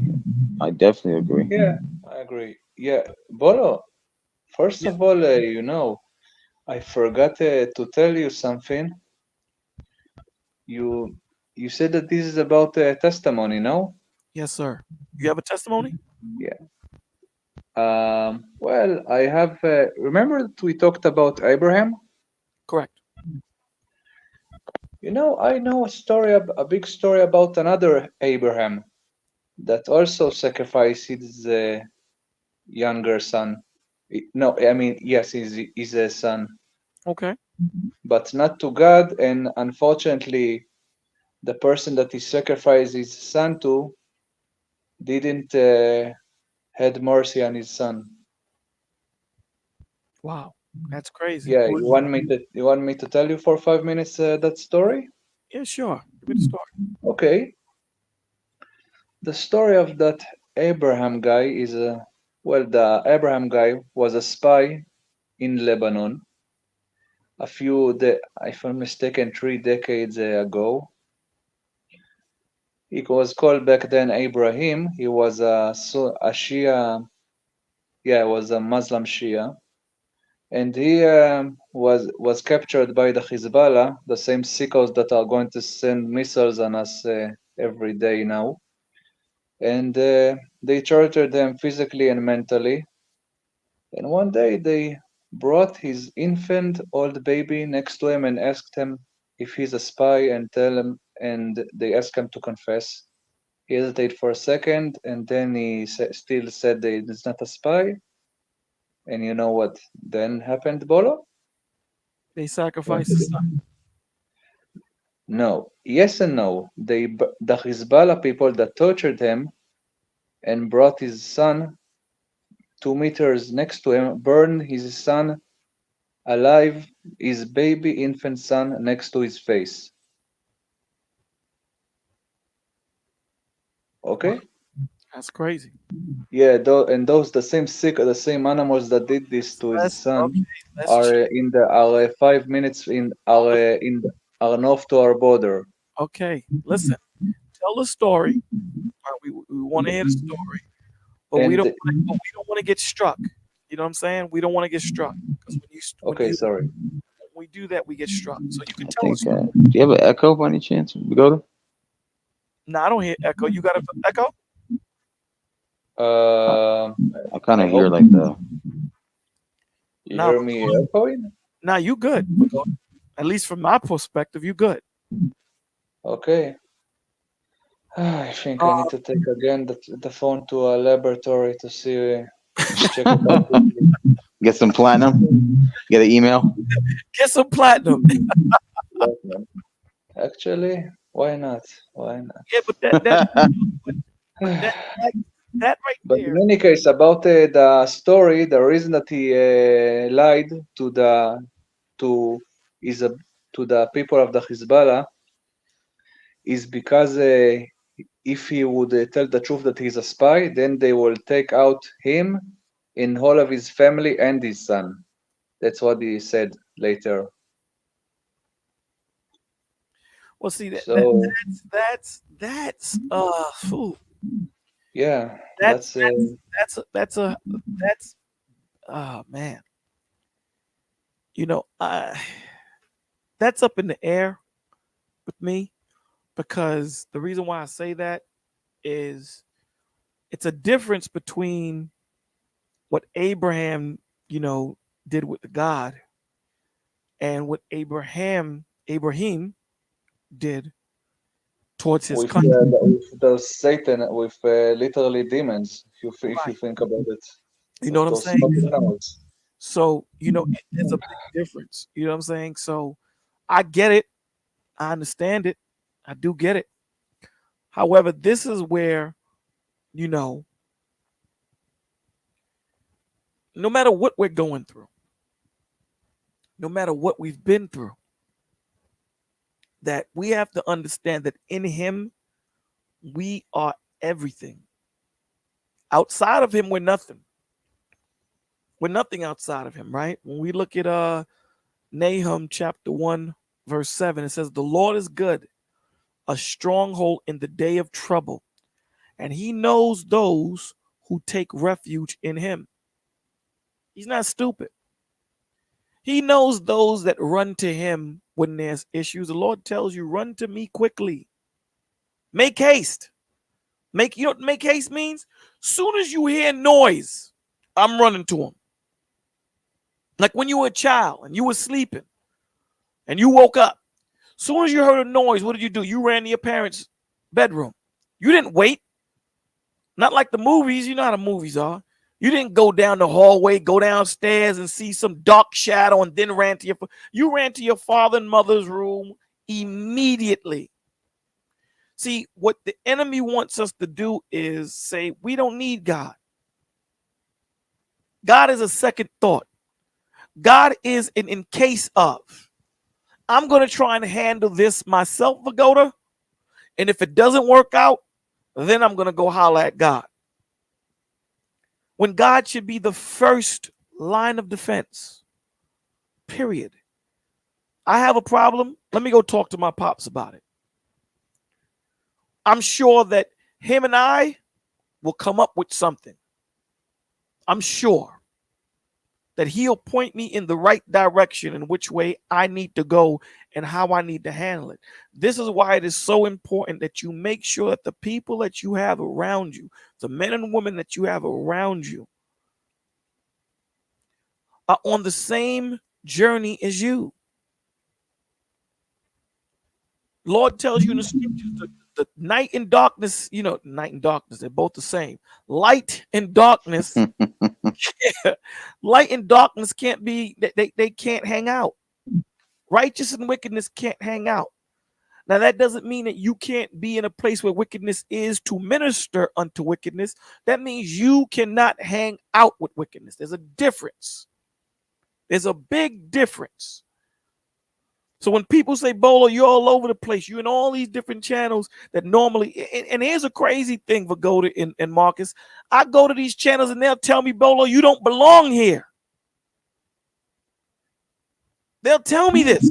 To me, this too much, unfortunately. Yeah, they'll say, yo, you don't belong here, man. We don't want to hear what you got to say. Or some people might say, you giving this knowledge to the wrong people. And my response to them in the chat is, this is exactly where I need to be. I'm not here to participate in the shenanigans that these cats is kicking. And like I said Wednesday, I'm going to try and double dutch in. But I'm here to give a message. I'm not here to give a message to those that are healed. Those that are healed don't need the message. They're healed. The ones that need the message are the ones that are going through the depression, the mental illness, those that are going through the divorces, those that are going through these different things. They need the message. The ones that are hurting, the ones that are seeking vengeance, the ones that have an egotistical problem, an ego problem, a pride problem. These are the men and the women that need to hear this. And it's not easy, bro. I promise you. These dudes, they stress you. They stress you. You know when you have to take a deep breath in the middle of a sentence? When someone has to go, like if I'm talking to you, Marcus and Vagoda, and I'm like, like, do you, when a person does that, do you know they're like, oh man, dog. This, I'm tired. But we know the race ain't to the swift, but to he that endures to the end. This is our calling. This is what we're supposed to do. We're supposed to do this. We can't get tired until the Father comes back. We can't. He's our strength. He's our refuge. He is our rest. We have to realize all this thing, it cannot be a talking point. A lot of the times when you hear these cats talk, it's a talking point for them. Marcus and Vagoda. It ain't something that they live. You know why? Because when you hear them speak on other platforms, they say totally different things. Totally different. Crazy things. And then you hear them say this, and you're like, you know, who are you? I'm just trying to gauge who I'm talking to at this moment so I know how to prepare this message to give. Because when you're here, you talk this way. When you're here, you talk this way. When you're here, you talk this way. You're supposed to be one way, my G. One way. I'm one way. I don't know how to be two ways. I'm 51. I'm one Tell way. it to the Olympics. You're 51 years old? I didn't say I'm old. I'm locked into who I am. No, I asked if you said that your age is 51. No? Yes. You sound like somebody in his 20s. Oh, thank you. I wish seriously. I wish I was. Don't lie to him. Please don't lie to him. Seriously, you sound the most youngest person here. You see, Yeah. 84 coming into the Lies. building shooting. Lies. Yeah. Very much lies. Bolo, I just want to say something to you. You know, also we talked about Sodom and Gomorrah. You know, it's a shame that I didn't ask you about the movie. The movie This Is Dome. You saw it, maybe? The movie Sodom and Gomorrah? No, there is a Israeli movie called This Is Dome. What is it called? Hold on, let me write it down. This is. I thought he said this is dumb. How do you spell? No, this is Dome. How do you spell that? Dumb. No, not dumb. It's Dome. Sodom. Oh, okay. No, I never saw it. What is it on? Is it on It's like about the story of Sodom, about Lot. Right. Is it on Netflix? I don't know, but there is probably I saw a few days ago on YouTube a trailer of it with subtitles in English. Really? Hold on, let me look. Yeah, you can put it if you want. I very recommend that movie. It was a real breaker in a decade when it was made. It's a very good movie in terms of comedy, and it's not accurate, but still it gives a lot of references to other stuff in the Bible. It will still very interest you. Okay, I see it. The official trailer. I see it. Yeah, you want to show your audience what I'm talking about? Yeah, we're gonna get struck if I do that. Oh, sorry. Yeah, but I will watch it.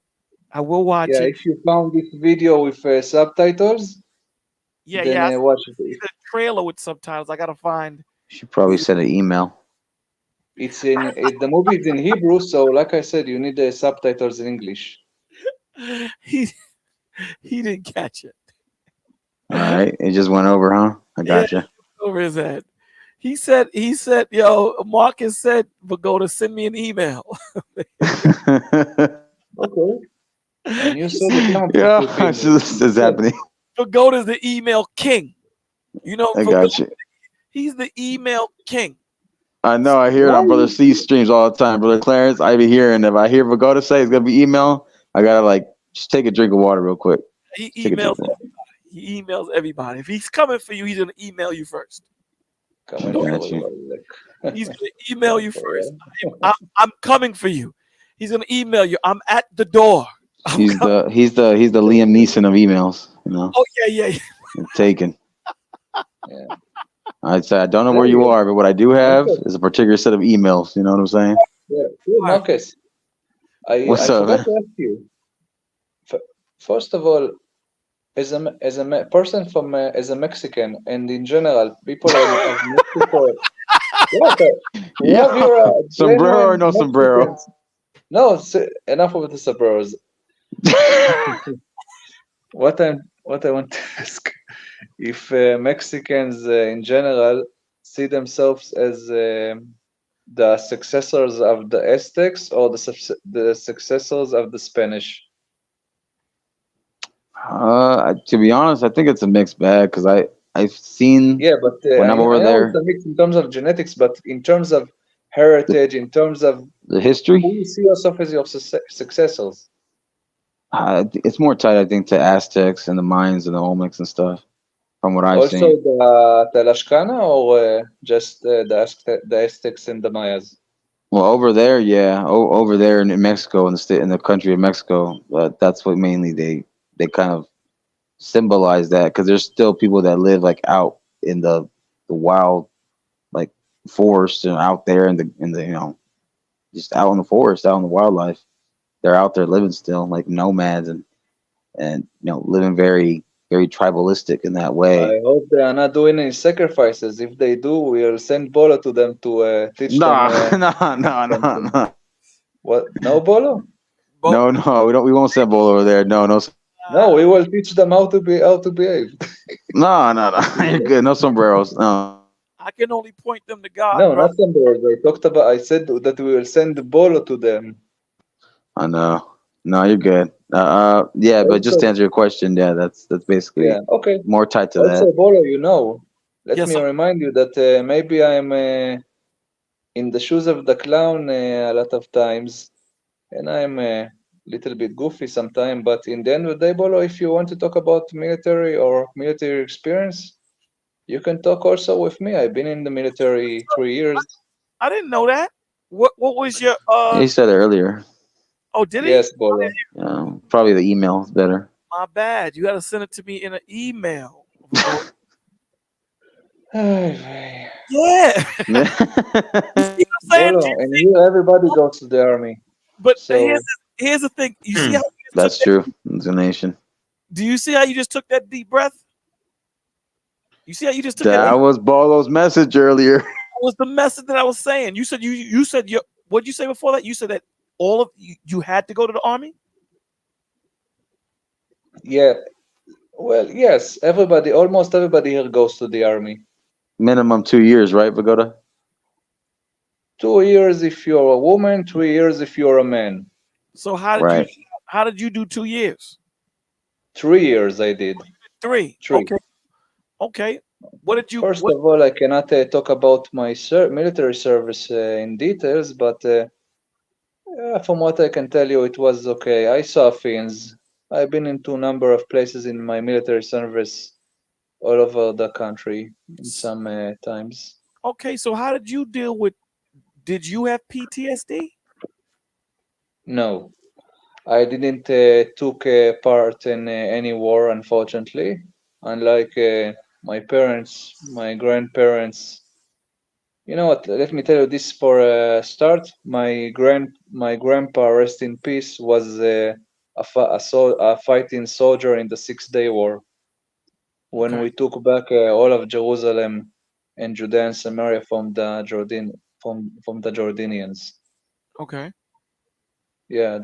And I'm not going to tell you where my parents served and what they did, but they also had their share of fun. What you did was what, like top secret? No, but well, I can't. I saw some stuff here and there, and I did. I was not a sailorman like our mutual friend here, and I didn't, and probably, unfortunately, unlike him, I didn't eat a lot of spillage. No, Marcus probably was a sailorman. He ate a lot of spillage. Something like that. Yeah, a lot of MREs at times, or a lot of whatever's on the deck on the swab bay. Okay. We got But I had a smooth, sailing of service in my a decade when I served. okay. All right, so but Yeah. how the hell am I gonna ask you questions about the military and you can't tell me nothing? I cannot tell you details about what I did, but well, not at least when we are in live, but Okay, you so know, backstage. Okay, okay, I got you. I got you. Vaughn, where'd you go, man? I got you. 84, you've been really quiet, man. You got anything you want to add, my brother? I'm just convinced that Vagoda's either a troll or he's Borat. That's just what I'm convinced of. Yup. But if he proves me wrong, then it is what it I'm not a is. But king, but I'm I'm not a still troll. convinced of that. But Borat. but I like anyway, Borat. yeah, I like Borat too. Anyway, I sound like Borat. Come on. anyway, Wow, wow, but yeah, I'm just wow, yeah. Anyway, yeah, man. I think everybody has to and yes, I am back, everybody. I'm back. I had to step away. I had to take care of some stuff in the house. But yeah, um, you know, it's been a quick week. You know what I'm saying? I've never asked Bolo this, so I'm gonna ask him this now. I know you into shoes, Bolo, You're gonna right? ask me this live. You're gonna ask me this live. Yes, I'm gonna ask you this live because I've never asked you this before, right? Okay. I Yes. know you shoes and all that, but Yes. what else do you do outside for fun? Because I never really asked you that. What do I do for fun? Yes, Um, sir. I fly He drones. reads the Bible. I I do that. I fly drones. Um, I go to the movies, which you guys know that. Um, I'm really a homebody, bro. But tell you the truth, I'm really a homebody. I'm into electronics. I'm into aside from the Bible, I'm into electronics. I'm into shoes, sneakers, um, concerts. As far as like classical R&B, um, yeah, man. I'm not, I'm 51 years old, so all of that other stuff I did when I was younger. So, for fun, I collect Marvel busts, right? So I collect Thor and Hulk and all that. What else do I do? Uh I'm a simple dude, brother. Simple dude. That's it. He doesn't check emails though. No, I Oh do. my I I god. do. do. But I go, do check emails. but go to send me an email. I checked it. Yeah, I check emails. But yeah, I'm a simple dude, bro. You know what I'm saying? I'm able to be tenacious and malleable to wherever I might be, depending on if I'm on vacation or whatever the situation might call for. You know what I mean? So yeah. Yeah, I what I was gonna say, man, I'm really big into live R&B too, man. So I love a lot of classic live R&B as well. A lot of live performances and stuff like that. You know what I mean? I'm really big into music, huge into music. Um, so, but I have an eclectic style. I love all types of music. But what I was gonna ask you too, Bolo. There's a okay for your setup in your home. Do you do LED lights as well, or you kind of like just keep it general? I do LED lights also. I Oh, you got do? Okay, okay. LED lights on right now in my office that I'm streaming from. Oh wow, yeah. You got to give me some info on that, bro, because I got to figure out which ones to get for my house. Go V, my G. Mm. Man, I It's What's got either that? an LED Go. like It's fireplace. You talk like this and you say that you're 51. huh? Very. It's You either say Go V or Ye lights. The Yee lights is, No, you say go V, go G or something, and this is somebody that in his 20s talking, not 51. no, not at all. Goovee, Goovee. They make all sorts of RGB uh lights and things of that nature. They make them permanent for your home, like for the outside of your home. I'm looking into that. I'm changing. Oh, okay, electronics. Okay, my bad. So I'm changing the outside lights because I got the regular lights. I'm gonna change those to the Go V for the deck, and they all connect to an app, so you can, have a theme. Like if it's a holiday or whatever, you can all have them talk together, and they make all sorts of lights. So yeah, I would tell you the Go V LED. All right, and you know how to connect with me, Bolo. Send me that info. You know where to get me at. You know All what I'm right, saying? no doubt. Either that or my email, either one. You get the All line or the right, email. Um, but also text you. you I know you also, so since you're big into electronics and all that, I already got one laptop. I got a gaming laptop which I'm gonna stick with. But I was looking at this that MacBook that MacBook killer, man. That MacBook killer laptop, man. But the HP one, but that thing is like almost like 4 grand, man. So I mean, I ain't this got that type of change on me. my thing is, I've Tax return, always brother. Tax return. I've always sweat bread. I've always been into building my own thing. So I got an Alien uh, uh, uh, desktop, and I do have a Mac, but Mac is really for like drawing or music. You know what I mean? Like if you're into music, then Mac is where you need to be. Drawing, Mac is where you need to be. But the best thing that you can ever do is build your own thing. Is build.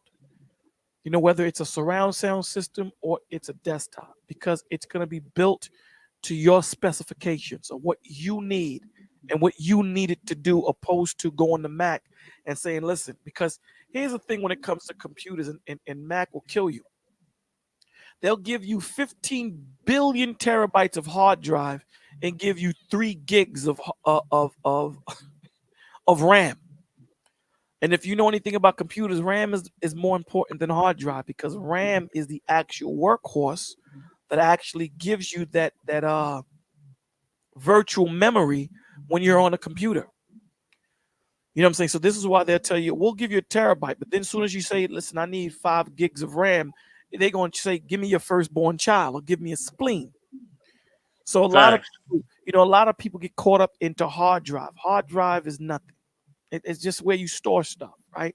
It's always good. You can buy a portable hard drive and store your stuff off. And it's always good to do that so that you don't take up room, So, and a lot of times people don't defrag their computers, but that's another conversation. But yeah, RAM is very important. When you're looking at these little phones, I got the Samsung Galaxy S24. That has about 12 gigs of RAM. 8 or 6 gigs of RAM, between 6 and 12 gigs of RAM. You know what I'm saying? So it has more RAM than my Mac, because my Mac is pretty old. You know what I'm saying? So it's very important to I would build. You know what I'm saying? So Yeah, again, you start messing with them galaxies. Them galaxies definitely have a lot of memory on them, and you could definitely do a lot with them. You know what I you know, mean? Even without a storage card, you can do tons yeah, of things with I them. mean, right now they're a lot of the phones are going away from storage cards and SD. Like if you get the Japanese phones, I'm like the lower end Japanese phones, but when you're looking at Xiaomi and Huawei and all them, they're making phones that Oh are yeah, those are high quality phones. Yeah, but they're not really American phones. facts. Those phones you can get with like extra SD cards and things of that nature. When you're talking about like Samsung don't give you extra. They don't give you that. Nokia is American phone, if I may ask. Say it again. No, Samsung's not Nokia is American. American phone. No, it's not. But it's more. It's the biggest. I believe Japanese. It's the biggest Japanese phone Okay. manufacturer that we have here. and they're following suit. Like it's between Apple and Samsung, right?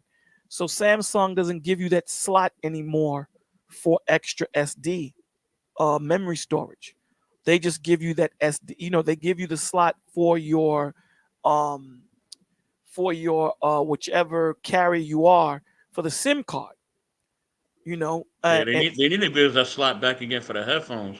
Because they sometimes I don't want to wear earbuds. yeah, you know, you can buy a dongle for it. You know, you could buy a dongle for it, but yeah, everything is going wireless now. You know, you can't even swap out the battery. Remember back in the days, you used to be able to swap out the batteries of the Samsung. Can't do that no more. Yeah, everything going. Everything is going that way. You know, so it's locked in. That's just how it is at this point. You know, so like I said before, if you're gonna go for a computer, you know, look at the specs. You know, what I look at is RAM. RAM is very important.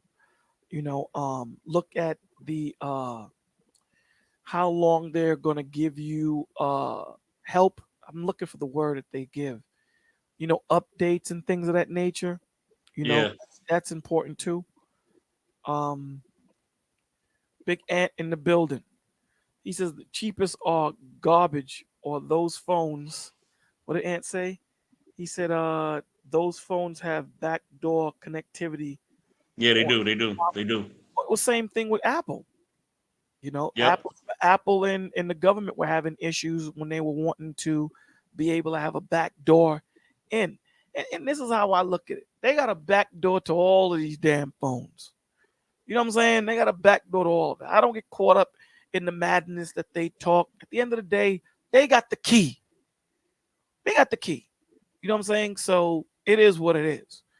So yeah. So I'll text you the Yeah. GoV information. Last technology question, and then Mr. Brian, you can definitely chime in, or Sweatbread.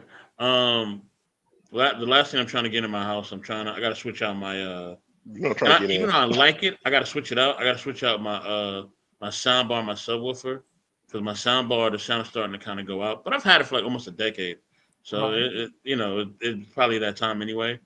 But I was thinking about either getting a Bose or getting this Sony one that I seen. But neither one of them have a subwoofer. What's the brand you have right now, Mr. Best?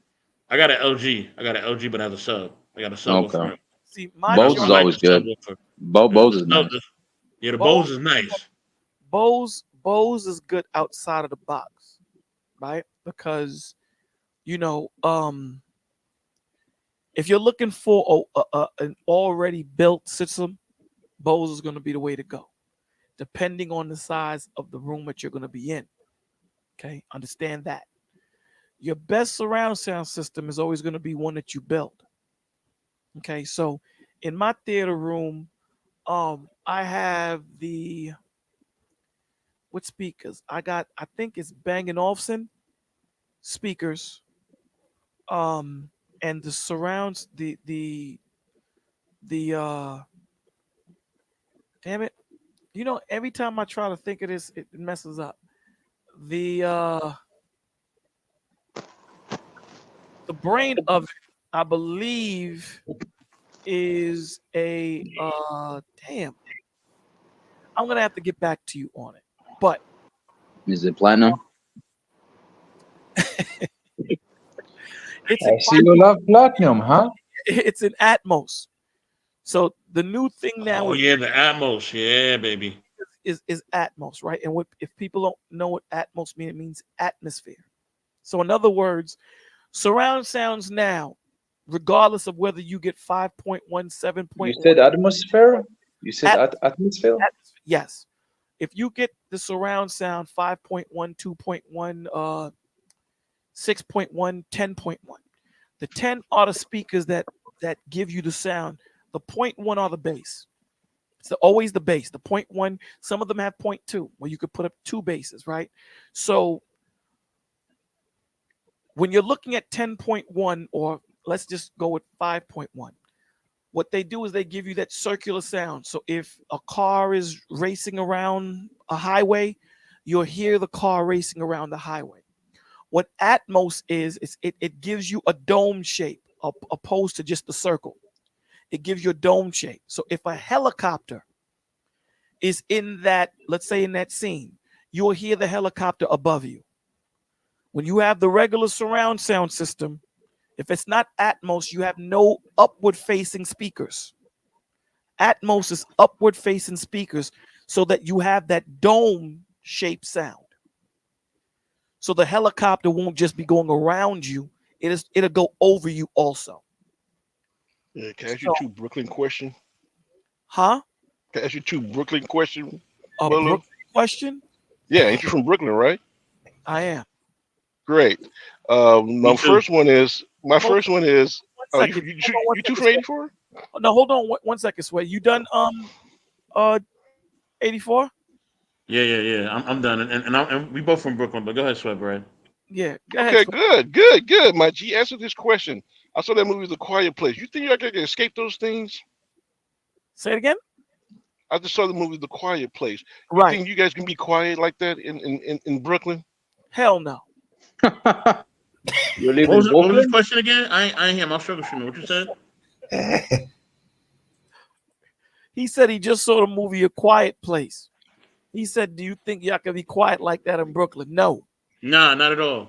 Is this a stereotype joke about New Yorkers, about them being loud and stuff? Is that what it is? Especially, I would say more with blacks. Latinos is right behind us. But blacks can't, nah. Puerto Ricans and Cubans and Dominicans. Well, Flatbush and Bushwick are the loudest neighborhoods. Yeah, and here's the crazy thing. They can't swim. So the first thing I'm doing is jumping in the water. That's the first. This stream is definitely going on private now. Oh, yeah. Oh, my bad, B, for people that didn't see it. My bad. The hell is wrong with you, Sweatbread? Yeah, what's your second question? What's the best pizza in New York?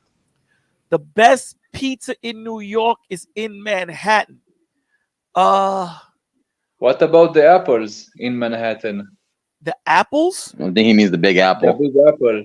Oh, that's a cliche saying for Golda. There's no apples in there. No, you did. Big Apple. You guess what I'm trying to say? You know, Apple, the Big Apple in Manhattan. Yeah, they call. It's a nickname. Yeah. Yes, I know. It was a joke. If you didn't get it, guys. Sorry, I must be struggling with my platinum service. Yo, the best pizza is it's called Gotham Pizza for me. Gotham Pizza, like okay, that. Tell it to Batman. Gotham Pizza. Real quick though, Bolo, I gotta call you out though because New Yorkers claim that you guys got the best pizza, but Connecticut. We do. But Connecticut. You know, no disrespect, but Dave Portnoy, Chicago. You know, he likes to base his point scales metric system. A lot of people are going to Connecticut, going over there to over yonder. Chicago. Yeah. Well, Chicago. I don't think Chicago. I think Chicago's like second or third place. But yes. But I you know, that's the argument. That's the argument is Rhode Island, Connecticut. Right. You know, in New York, y'all, it's between those three states right there where I hear, you know, a little kerfuffle. You know what I'm saying? So I would say there's a few spots. There's one. Gotham Pizza is one. They have a spot there on 82nd and I think 8th Ave. And then there's another pizzeria. It's a hole in the wall. It's up on Broadway and 176th Street. And their pizza is $7 a slice. But you sure it's not called the Big Apple? Nah, it's not called a Big Apple. Let me tell you why it's $7 a slice. That pizza is like two pizzas in one. It's humongous. It's humongous, my G. It's on Broadway and 172nd, I believe. It's humongous. Maybe what's the pizza has apples? What's that pizza slice in the Ninja Turtles movie? I'm talking about the original Ninja Turtles movie back in the 90s, where they're eating that slice. That's just New York pizza. That's all it is. But there was a spot they went to that it was actually an actual legit pizza spot. Yeah, they had slices the size of a tire. I haven't seen that. But before we keep going on, let's get my man Von Bryant in the building. What's the dilly, yo? Oh yeah, I got to shout out Margaritas in Queens for pizza. Margaritas in Queens. You know, maybe you have the best pizza, but we in here have the best falafel and the best malawach. And the hummus. Yes, I include the hummus with the falafel, you know. Okay, guys, let's get let's get Von Bryant. Von Bryant, what's going on, baby? Hey, what's going on, gentlemen? Good to be here in the village tonight. Bolo, peace and blessings. Good to see you, brother Marcus, 84, Sweatbread. Pagoda, good to see you Yes, sir. tonight. Good Yeah, morning. by far, Chicago has the best pizza, but I'm really not going to argue. Those are strong words. Yeah, but you have to be there to know it. But yeah, pretty good But I pizza. know you have Capone. That's what you have in Chicago. Yeah, well, we had that at one point, but Yeah. but yeah, no, but it's good to be here tonight, man. I'm really enjoying the conversation. And not. I don't have too many words tonight, but basically, I'm here for the free food. I love what I'm hearing, and I'm learning and gleaning from it. So, yeah, man. I got some food for you, brother Brian. So, if I may, Bolo, if I Yeah, may. Now, absolutely. good message on last week. What you talk about the police. Now, my thing is, as a Christian man, my faith is still strong. Now, if I get a cop on 10, because I deal with the police every single day. I'm a truck driver. If I rebuke the devil, I mean, I know I heard from Brother TBS. I remember what Brother TBS told me. I want to know your opinion. Do I got fear for my life to get shot for rebuking the devil on the spot? This was my thought process. I always Okay. walk circumspectly in whatever situation I'm in. Whatever situation I'm in, I'm an antenna. In situations like that, you're gonna respond to how that officer comes at you. You dig what I'm saying? If the officer comes with you with an attitude, you're gonna make sure that you're a sponge. You're gonna soak everything in because you don't want it to escalate because you want to go home. Okay. So at the end of the day, that's the thought process that I'm in. I'm sure probably Big Ant told you the same thing. It depends on the vibration. If he's agitated or whatever, dogs, let me just be as cunning as a serpent and as harmless as a dove. I want to get out of here. So tell me what you need. You know, I keep my paperwork above my damn the visor. So I ain't gotta go searching for nothing like that. So as soon as he comes and I ask him for permission. Because again, what we have to understand is we're all human. All of us are human. You don't know what this police officer is coming from.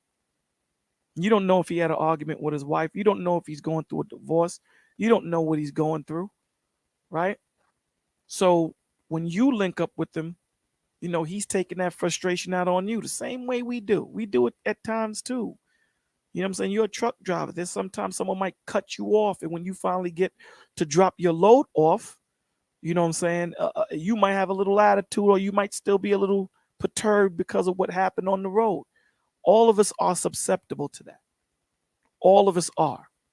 And we need Yeah. to be cognizant and critically aware of our environment in knowing how to respond, not react.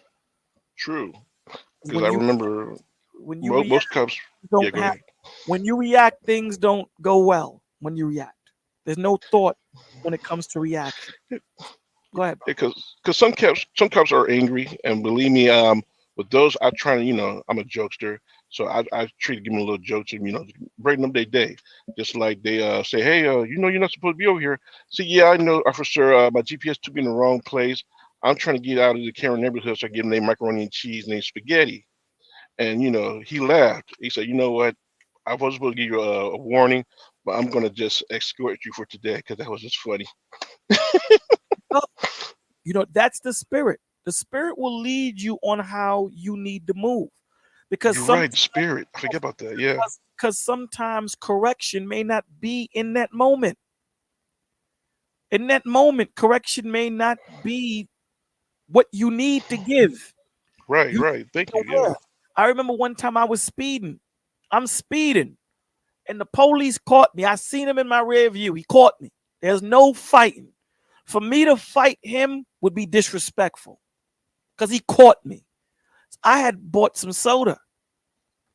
So I had dark pants and I had on jeans. So quickly, you know what I'm saying? I took the soda and I poured it in my lap. I poured it, on my lap. And it fizzed up. So I'm tapping out the fizz and all that stuff. So he came to me and said, you were speeding around. I said, yo, my man, I got a bladder problem. I got to pee. And he looked at my pants and my crotch. He seen that I peed on myself. He said, the next exit. And he let me go. So, sometimes cats, sometimes you might have to take the L. It depends on what the situation is when you read it. Wow. Yeah, that was a David move right there.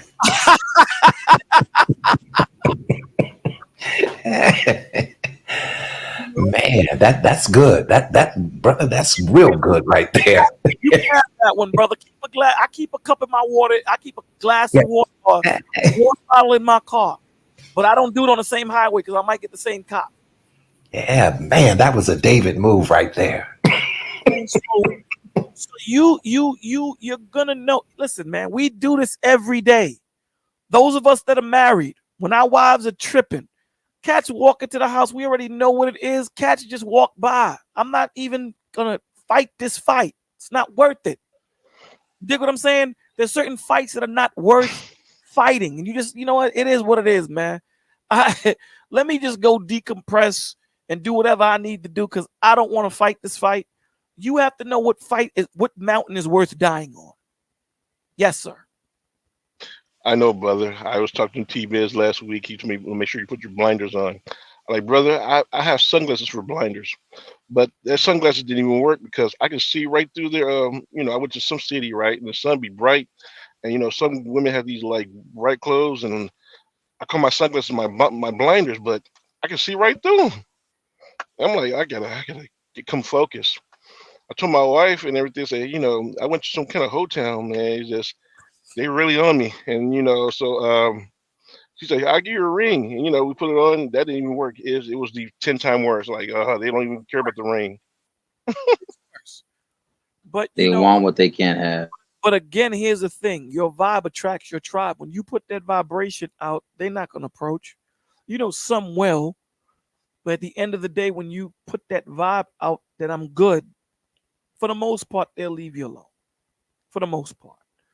You know what I'm saying? So, when we're talking about police officers, you have to try the spirit by the spirit. You're gonna know how to deal with somebody. Listen, man, this is what trips me out. Brothers know when a woman is feeling them. From the first hello. You use the spirit on the woman, but you dumb out when it comes to the police officer. I don't understand that. You're able to discern, this chick is feeling me. I can see the way she's looking at me. I can see the way she's twirling her hair, the way she's playing, and blah, blah, blah, blah, blah. But when it comes to the cops, you don't read nothing. You read nothing. You're a total blank. Nah, G. You should be using that spiritual power more for the cops than for the chicks. You know what I'm saying? Because not every cop is a bad cop. That's a good one. We know cops. Women just, we're just attracted to them. Cat, no, brother, don't do that. No. You see, cats want to use it when it's convenient for them. No, can't be that way. This has to be something that's always on, and Vaughn can testify to that. This has to be something that's totally on at all times. Your spirituality don't shut off. Your discernment don't shut off. It's on at all times when it's dealing with your children, when it's dealing with your wife, when it's dealing with the cops, when it's dealing with your supervisor, when it's dealing with the police, when it's dealing with your friends. It's always on, continuously. Continuously, it's always on. Now, there are going to be times when it shuts off, when you're going to get angry and get beside yourself. That happens to the best of us. But for the most part, it should always be on. You can't be that deep when it comes to a chick.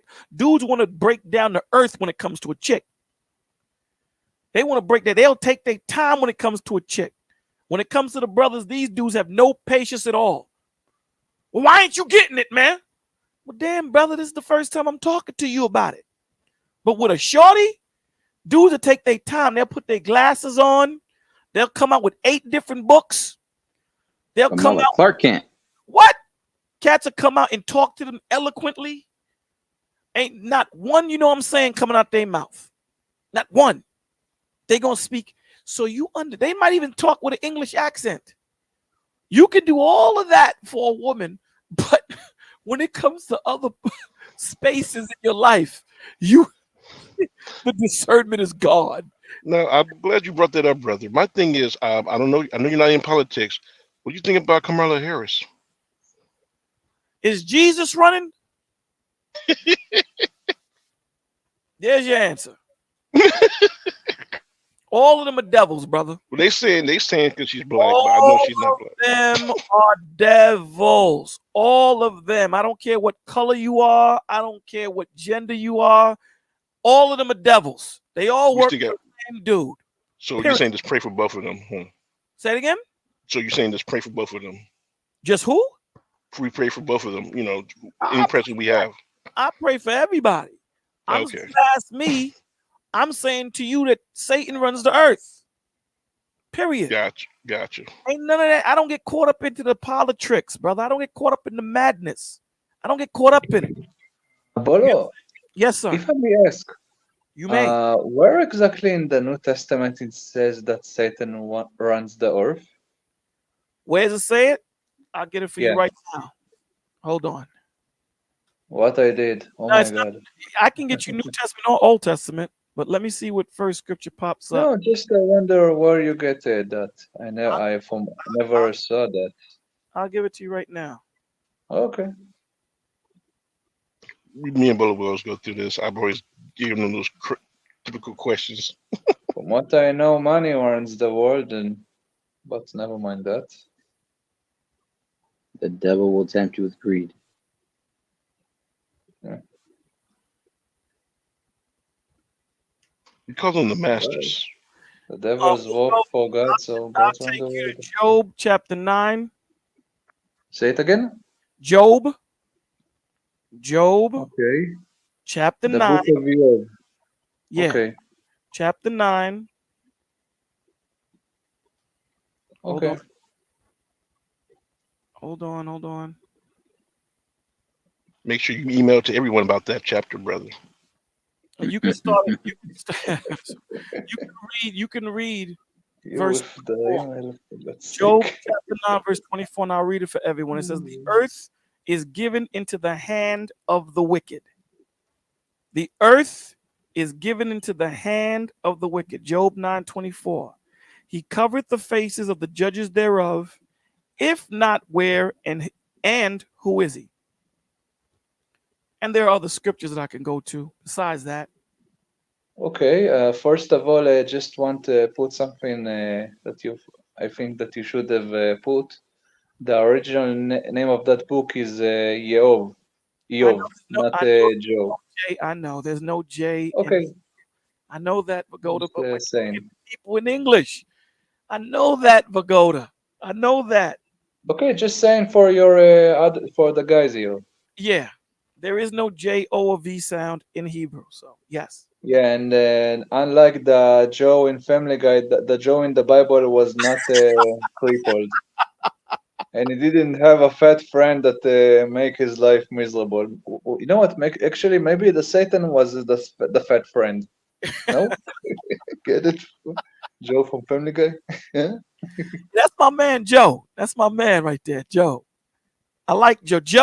Joe is the guy. He's the voice of the dude on Seinfeld that was Elaine's boyfriend. I don't know if anyone is Seinfeld. You know, I was a Seinfeld fan. Well, not fan, but I like the show. Huge Seinfeld fan. Which Costanza. Which boyfriend? Which boyfriend for Elaine, Bolo? Which one? He was the one. Do you remember the episode when they went to go play hockey and he painted his face the Devils? Oh yeah, I remember that guy. Yeah. That's Joe from Family Guy. Oh, okay. I didn't know that. Yeah, that's Joe. Also, Bolo, you know, about the the Ibrahim or Abraham, if you wanted, that I told you earlier, you know, his story doesn't end up in the captivity of the Hezbollah. It's later. Is You know what? there a I'm going to text you his full name. Yeah. And Is there a place I can look it up? Is there a place I can look it up? I can text you it later. Okay. But spoiler alert, he abandoned the Shia Islam to another faith. I'm not going to tell you where he is right now, but it will very interest you. That I can promise you. Hey, and another scripture you could go to Vagoda is Ephesians 6:12. Another scripture you can go to in the New Testament is Ephesians 6:12, where it says, "For we wrestle not against flesh and blood, but against principalities, against powers, against the rulers of darkness of this world, against spiritual hosts of wickedness in heavenly places." Okay, I don't have a New Testament over here, but okay. I'll send it. I'll email it to you. Yeah, I can check it in the internet later. Okay. Hey, Bolo, have you ever seen? Have you seen Divorce is the New Black? Say it again. Have you seen the movie Divorce is the New Black from Tyler Perry? Divorce is the New Black. Yes. I don't watch. That sounds like a parody of Orange is the New Black. Yeah, I don't watch Tyler Perry movies, bro. Right, all right. Just want to make sure. I was just asking because they just always think black. It's called Divorce in the Black. It's called Divorce in the Black. Oh, Oh, okay. you're not missing nothing. It's the same thing as all the movies. Yeah. Isn't that a TV show or something?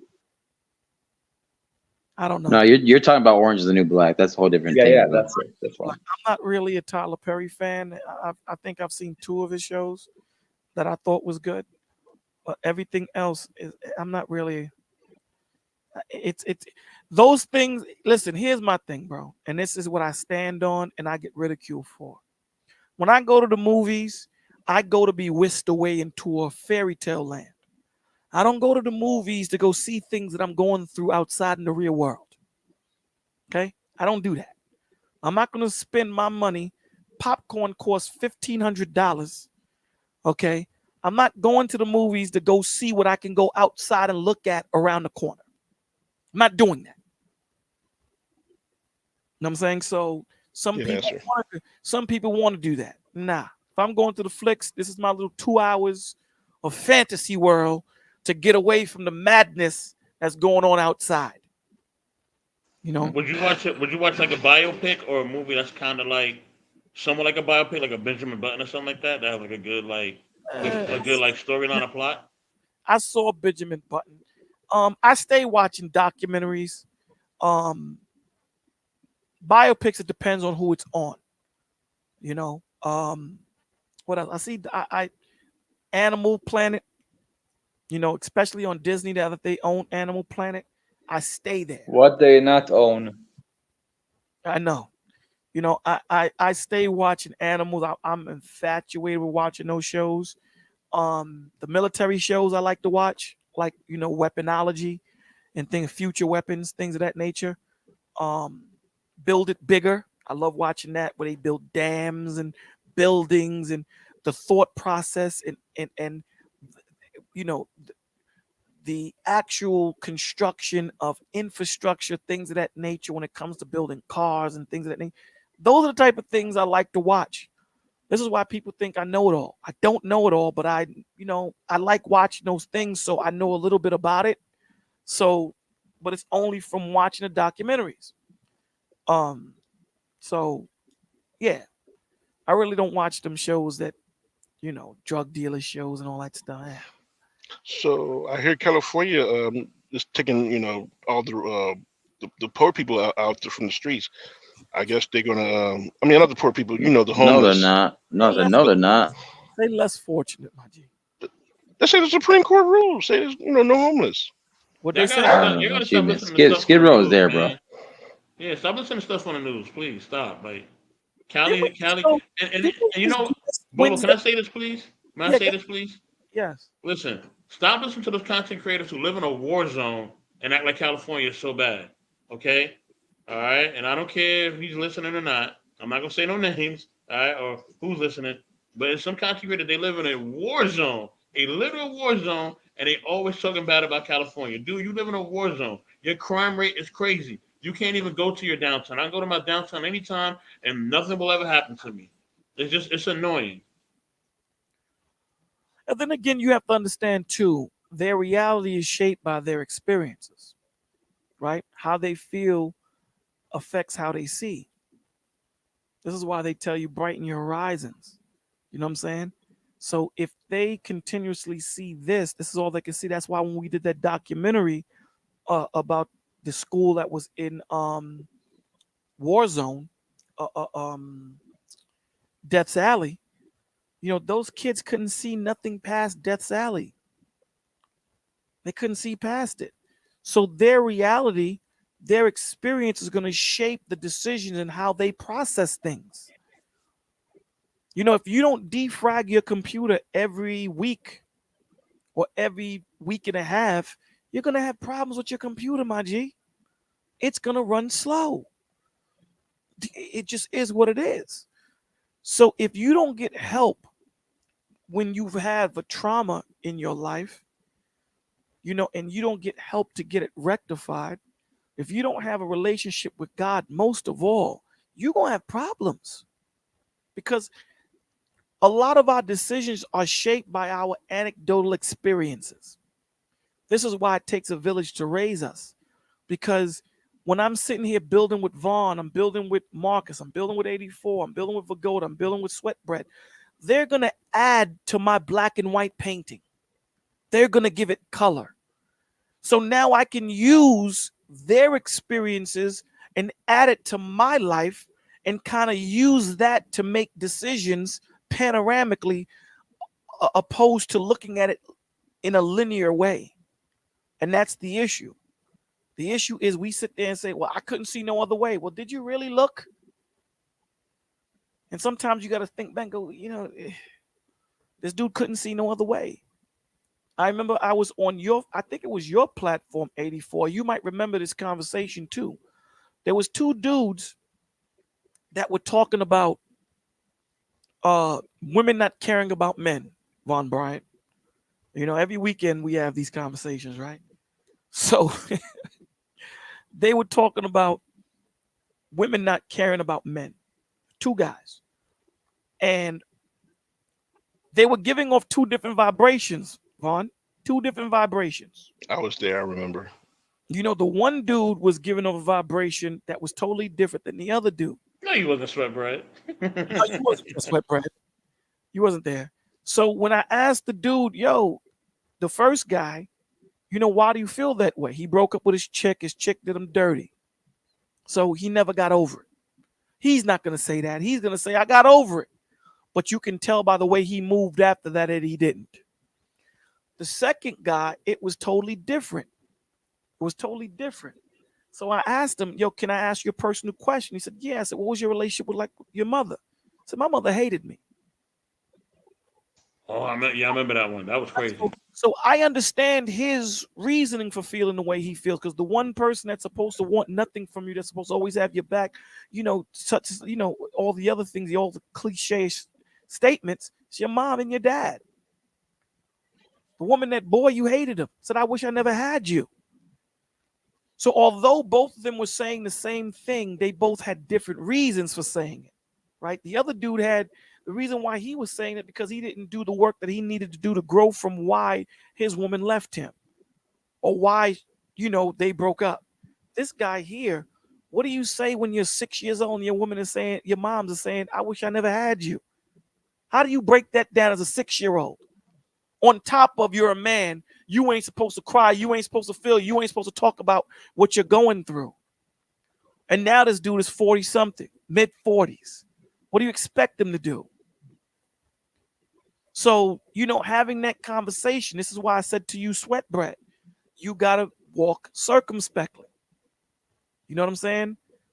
You have to know the environment that you're in or figure it out real quick, right? So when that cop stops you, your job is to figure out how do you move from here. Depending on what his response is to you, oh, how you doing, sir? Okay, I'm cool now. I'm good, officer. What's going on? If he's like, yo, listen, man, you know you was speeding, right? You already know I'm going by the book. Officer, may I move my hand? Yes. You know what I'm saying? So you walk circumspectly. You know, you listen to these people, how they speak, so you know how to respond. That's what the scriptures say. Yeah, I learned that. You're right. You really can't argue with the police. You know, You're we not are, gonna win. and it's not just with the police, it's with everything. Now, don't get it twisted. I'm not telling you I got this down pat. I promise you I don't. I'm probably about 75% there. So I slip a lot. You dig what I'm saying? But the goal is to be aware of the environment that you're in and know how to respond. So when they're talking to you, you listen, be slow to quick, slow to speak. You know what I'm saying? Because those things are going to come. Those things are not off the table. It's not off the table. I never got pulled over before. That was my first time I got pulled over. That was my car. And you know me, I took somewhere in a dark alley. I didn't know. They said, police say, if I put my lights on, you're supposed to stop. See, I didn't know that because I never got pulled over before. You know, how would I know? First of all, that's why I ask questions. That's not true. When the police pull you over, I think you can drive to a place where it's well lit. You don't have to you don't drive home, but you can drive to a place where you feel safe. You dig what I'm saying? Yeah, I hear you. You're right. You're right. If you're in the middle of the boondocks, then at the end of the day, there is no well lit place, then you pull over. Yeah, you can't tell a cop to email you, you know what I'm saying? If there's a place, let's say if they stop you and right up the block is a parking lot where it's well lit, you can pull into that. You could pull into that. Don't speed, but you could pull into it. Good question. All right, good one. Yeah. You just gotta know, you know, when the police ask you, do you know what I stopped you for? You tell him no. Because I'm black? No. No, brother. You don't. Sweatberry, we be trolling sometimes. You don't want to say that because now you're gonna put him in a position where he. I know. So Bolo, do you think like it'll make a difference if we had our own police force, like our communities had their own police force, like the Jewish community or the other communities? Think it'll make a difference if we had our own? No. Really? No. You know why? Let me explain something to you. Septimius Severus ran Europe. You ever heard of Septimius Severus? Yes, sir. Okay. Have everybody else ever heard of Septimius Severus? I never heard about him. Okay. He's American? No. No. Septimius, he's Roman? Probably no. He was a Roman gladiator. A black Roman gladiator. That took Sub-Saharan, or he was a Berber maybe, or somebody from the Middle East? He's somewhere from the Middle East. He's from Africa. He was out there. Wait a minute, just a second. I'm putting the mic up. That what you said the word name is? Septimius Severus. From when he was exactly? They're making a movie about him soon. Just wait, y'all. Never seen Gladiator? Never seen Gladiator? Yeah, the first movie, everybody saw that. First one, right? You seen the fat guy? Remember the fat guy that gave Gladiator that scepter? I remember the emperor. I remember the gladiator himself, the little child, but no fat guy. Dude that bought him, the chubby dude that bought him. I don't remember. Okay, well, if you ever go see that movie, he was Septimius Severus. He was a Roman gladiator, took over Rome, but he ruled it like a Roman. He didn't rule it like he didn't free black people.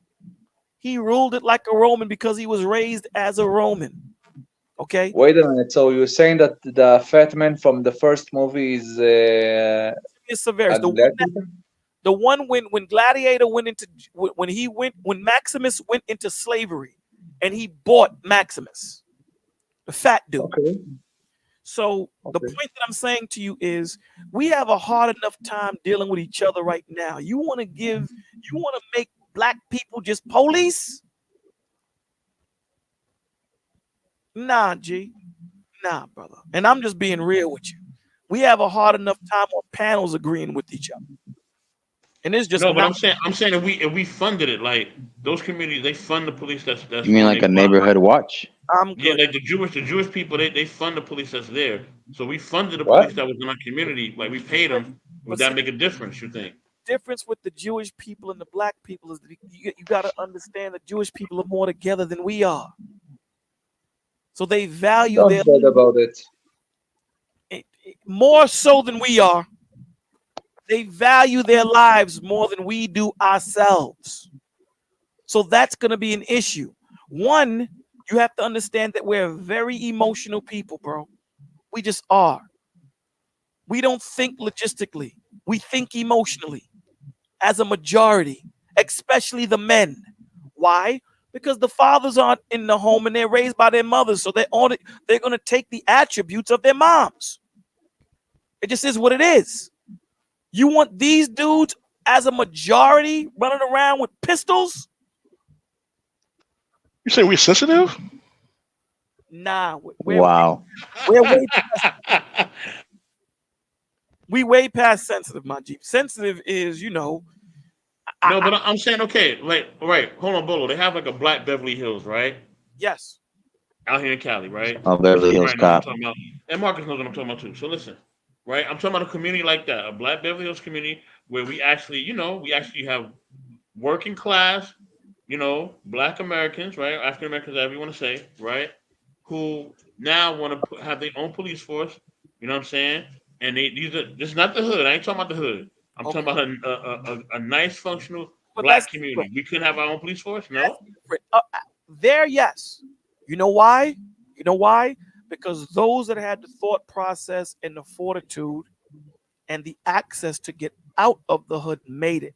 So they value where they're at. So yes, you could have a police force there. I'm thinking you were talking in general. Nah, I'm not talking. I ain't talking about the Ville. I ain't talking about the East. I ain't talking about police in I'm the talking. Flatbush. I can say something, guys. Nah. Absolutely. What? Go ahead. Okay, first of all, if you want a citizen watch, then it's not this or the police. It could be both together. For example, in here, we have right now more than ever a citizen watch because of the 7th of October. And the police is the one that giving them guns and telling them how to behave and what to do. Well, we have citizen watches too. We have those too, Pagoda. But the police gave you guns for the citizens watch, or no? They don't give you guns here. No, they don't give you guns. If you have your own pistol, then it is what it is. But they don't want you using that pistol in the aspect of you deputizing yourself to be a police officer. You know what I'm saying? If you see a crime happening and you happen to have your crons with you, I can pull that out and hold you there till the police comes. But nah, that's something over here in America, they shy on that. They don't want you as a citizen watch walking around with pistols in places like that. Nah, they don't want you doing that. They'll look at you as a vigilante. White School Podcast, they'll give you bear spray. Yeah, they'll give you. But we do have that in certain neighborhoods. There's certain listen, again, not all Black and Latino neighborhoods is bad. You know what I'm saying? And those neighborhoods that are good, yes, they have citizen watches, they police themselves, and to a certain extent, not like how 84 in Brooklyn on Empire Boulevard, the way the Jews do it. No, it's not like that. Where they got their own police, their own ambulance. No. Jews don't have their own police and their own ambulance. What? In Brooklyn, they do. What? Yeah. In Brooklyn. It's a neighborhood called Crown Heights. Look it up, Pagoda. Crown Heights, Eastern Parkway. If something happens to one of the Jewish community out there, their police pull up first. Their ambulance pull up first, and they have priority. Yeah. That's why the Adam Sandler movie, Uncut Gems, was kind of showing like hints of that too. Yeah. That's how it is in Brooklyn, Vagoda. and Queens. Okay, I don't know where is Brooklyn, but Yeah, Queens okay. have a big Jewish population too. Queens have a big. Yeah, I Queens, mean, y'all pizza's all right, but I don't know if it's better than Connecticut. So Queens. the pizzas, the Jews has the pizzas in the Queens in New York. Don't listen to him, man. Don't listen to him. Also, why it's called Queens? It's because there are a lot of gays there or something. Oh, bro. Wow. Yeah. Come on, man. No, Pagoda. What kind of names is Queens? Name What are you talking about? Now, Bolo, I do need your help on this one. Just in case I have a kid in my school, like if you get a bully, like who's bullying my son. Let's say you got like a scarlet girl, and you know Scarlett. Do you know Scarlett, Bolo? Say it again. What? Do you know a girl named Scarlett from the Bronx or from Manhattan? Scarlet? Scarlett. He's talking about some new rapper. There's some new rapper. Right. She makes like drill music and stuff. It's nothing that you need to entertain or even watch. But go ahead. I don't know. Okay. Well, I'm saying I'm giving an analogy. Like, let's say if you get a girl like her, she's masculine and she got that voice and she's ratchet, and you trying to tell her leave my son alone, and she's trying to cuss you out, and I'm saying like, wait a minute, I know there's a spirit on you, but just some of those chick, they don't listen to reason. You just gotta either fight or just call the police on them because they just like remember like tell me something more say the BT-1000. You can't reason with them. They don't want to hear nothing. Either you want to fight or scrap or get out of my way. I'll tell you what. I'll tell you what I did with my son. When my son was in how do they say, starter school. I think he was in 3rd, 4th grade. Okay. I put my son. There was another kid. It was a specialized school, right? So in New York City, in specialized schools, you just can't get kicked out. They got to sign you out because you had to sign in, right? So, and my son was a young kid, and my oldest son, he was a pretty boy. Know what I'm saying? He's a pretty boy. He's handsome. Why you say he was? No, meaning he's grown out of it. He's now more handsome. He got a beard now, but when he was a child, people would think he was a girl because he was that pretty. He was born with long hair and everything. But anyway, a kid threatened him. Little kid threatened him. I'm going to cut his face or whatever the situation might be. So they caught the kid. So they had a big meeting, vice principal, and I was very involved in the school. So the principal and everybody knew me. Principal, vice principal, everyone's there. Police is there. So we had a long rectangular table. The parents of the kid is sitting across from myself and my son. And, I asked the principal, so what's happening to the kid? Is he being thrown out of school? Is he being suspended? What's going on? They said he's going to have an indoor suspension. For those of you who don't know what an indoor suspension is, he's going to be coming to the school, but they're going to keep him in one class. So my son starts crying. Now, mind you, remember, my son is like maybe 7, 8 at this point. He starts crying. So I turned my seat to him, and I turned his seat to me. And I wipe his tears. And I said, don't cry, man. Don't cry. I said, check this out. Because again, you have to understand, the kid said, I'm going to bring a knife. The kid brought a knife. How old the kid is? The kid was probably 7, 8. 7, 8 says that the kid. Yeah, I got a kid off my school bus with a knife. So yeah. I said to my son, where was that exactly in Brooklyn, baby, Flatbush. Brooklyn, Flatbush. And it wasn't I was in the Midwood area, the Jewish area I lived in. Okay. So I said to him, I looked at him, looked at me, wiped his tears. I said, yo, check this out, my G. If this kid comes near you, I don't care to say hello. I don't care. You pick something up and you hit him with it. I don't care what it is. So now everybody starts, oh no. I said, yo, hold on, man. The kid said he was going to bring a knife, and he brought a knife. He could have stabbed my child. He could have killed my child, and y'all doing nothing about it. You're giving him an indoor suspension. So check this out. If my son feels fear, I'm not in his shoes. None of you are in his shoes. He has every right to protect himself, and damn it, I'm not going to sit there and browbeat him and tell him he's not. You do whatever you need to do to make it home, bro. I'll deal with the fallout. I'll deal with it.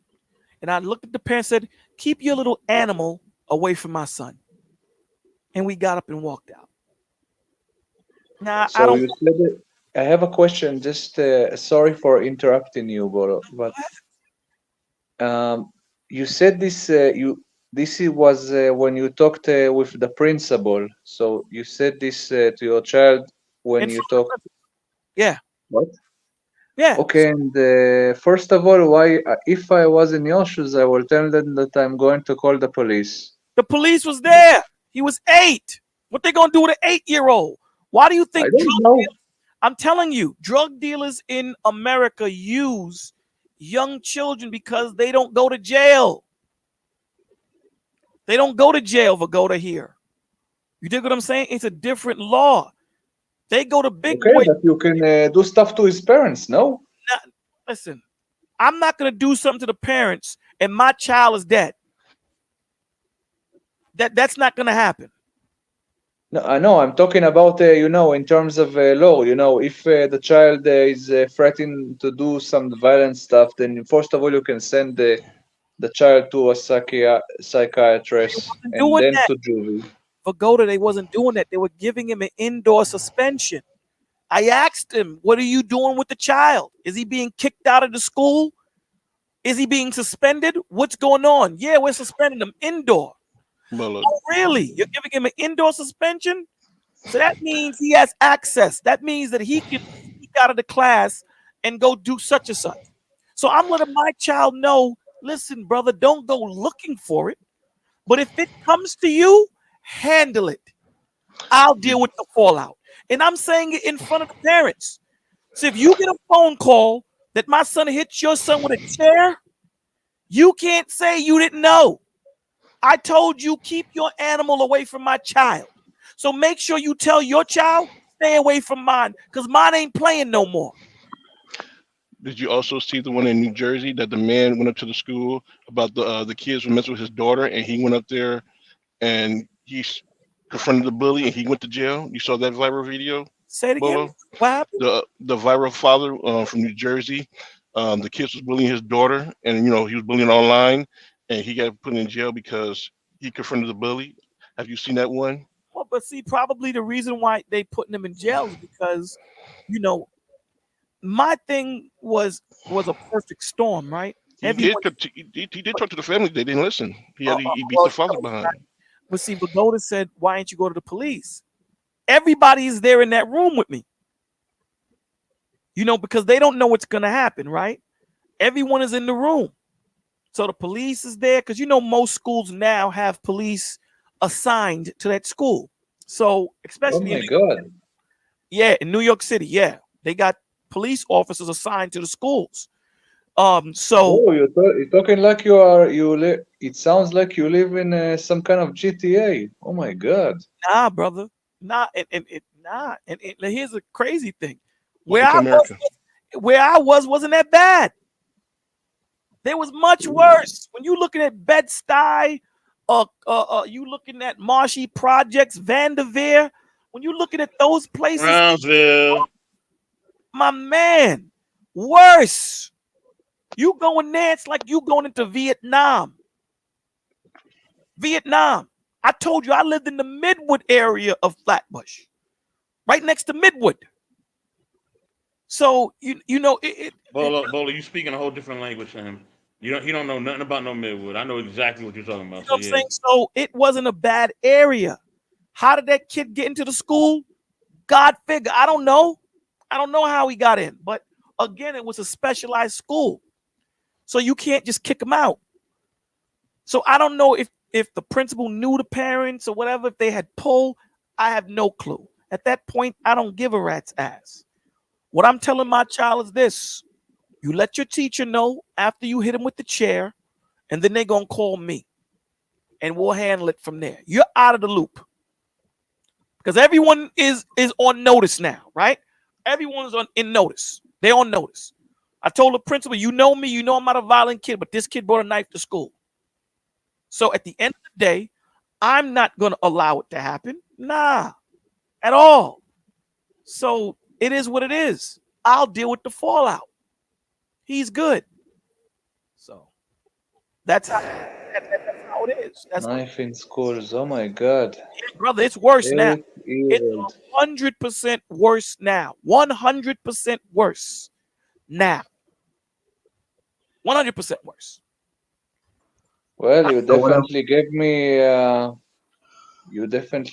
the mood to visit to live in the USA and have children there, or not.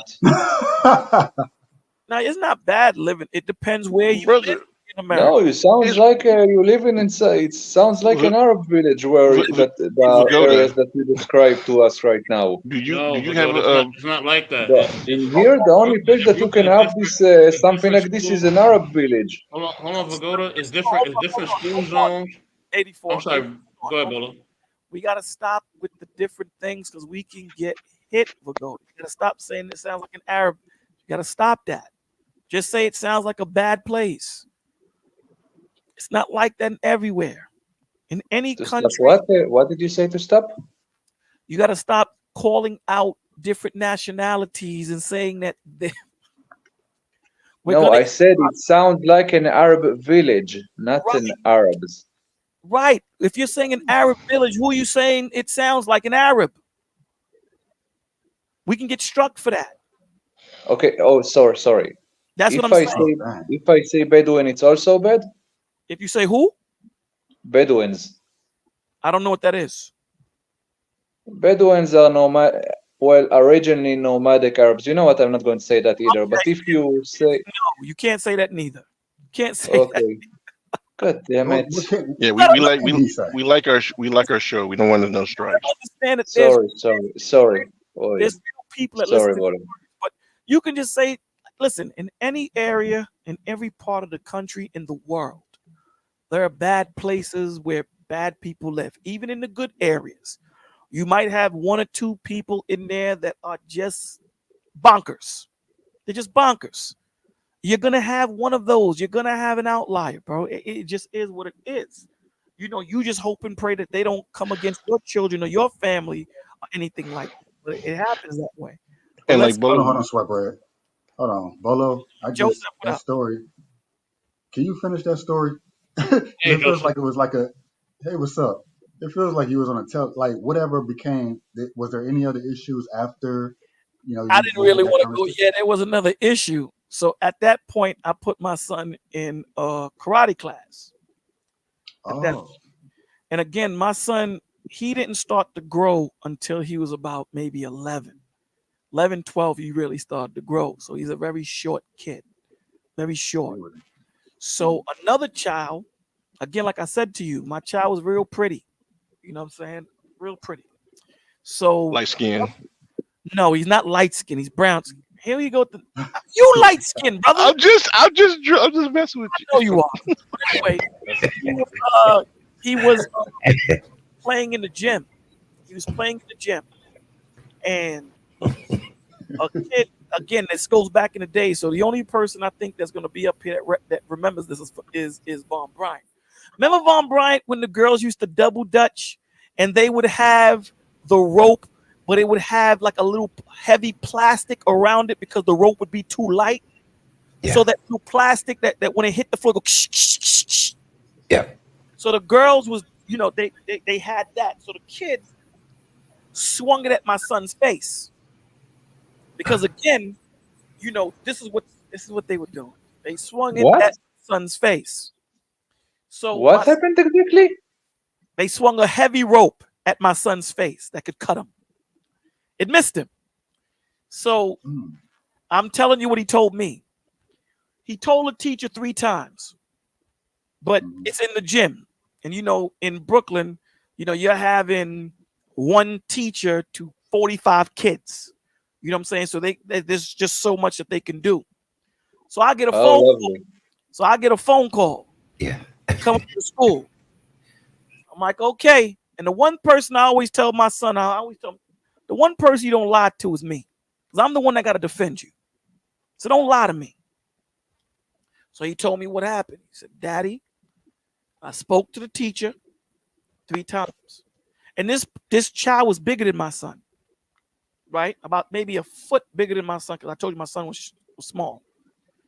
He said, the teacher didn't do anything. The teacher said, yeah, okay. So I said, so what happened? Why are they calling me here? Because, you know, we outside the office, the principal's office. He said, I punched a kid in the mouth and knocked his tooth out. I said, good. I said, you told the teacher, right? He said, yeah. I said, all right, cool. So we go into the office, and it's just me, myself. I said me twice. Me, my son, and I, the principal. I told the principal, bring the vice principal in here. I told the principal, bring the teacher in here, and bring the guidance counselor in here. So all those people come in. So, you know, they're saying, listen, we're going to suspend your son because he did such and such. I said, before we even start, Dr. Shea, that was the principal's name. So before we even start, I said, you're the teacher that was in the gym? I said, yeah. I said, did my son come to talk to you one time about someone swinging a rope in his face? Yeah. Did he talk to you twice? Yeah. Did he talk to you a 3rd time? Yeah. I said, yo, let's go, man. I said, get up. Let's go. I said, what you should have done was pick up a stick and hit him with it. So then they're like, nah, you know, Olo, you can't be dusting. Now, hold on. My son did what he was supposed to do. He spoke to the teacher. The teacher did nothing. The teacher did nothing to de-escalate this. My son did what he had to do. He protected himself. Next time, tell that kid, don't swing no damn rope at my son. So at that point, I learned that the animals are coming into our area. Oh, wow. These parents that don't raise their child with the same type of love and nurturing that we were raising our children in. So we had to take our child out of that school and we had to move them. We had to put them in a further away school where, you know, remember what my man said to his son in Lion King, where there's light, I rule, where darkness, I don't. We had to take him to a place where there was light. Mufasa.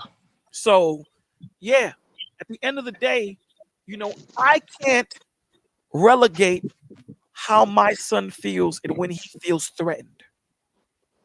Everyone's threat level is different. All I need you to do is play by the rules to make sure your behind is covered. It's the same thing we do with the scriptures. Cover your behind. Make sure you're under his covering so that when that angel of death comes through, you got that lamb's blood on the door jamb and it flies right over you. He went to the teacher 3 times. What do you want him to do? Tell me what you want him to do. What do you want him to do? My son wasn't a bully. He isn't a bully. He isn't a child that goes looking for it. So what do you want him to do? Now, again, you know, there are times when I've been called to school and the teachers say, you know, your child is talking. I know that child has that trait because I did that. I'm not the type of father that's going to, I'm not a mother, bro. You know what I'm saying? Mothers will delude themselves into say, that's not my child. Fathers typically know what their child do. And they'll be like, yeah, that sounds like him. And they'll look at him like, yo, B, get your act together. So when they would call me up and say, you know, he's talking, I know that's my son. I know that's what I did. I talked. Yo, B, stop talking so much. You know what I'm saying? You're disturbing the class and it's going to mess you up in the future. Chill. But when it comes to protecting himself, I know my child wasn't a bully. I know he didn't go around starting trouble. That's the one thing I knew about all my kids, my children. So if you're not not doing anything to protect my child, then my child got to protect himself or herself. So whatever they need to do to get home, hell, do it. Whatever you need to do to get home, do it. Do it.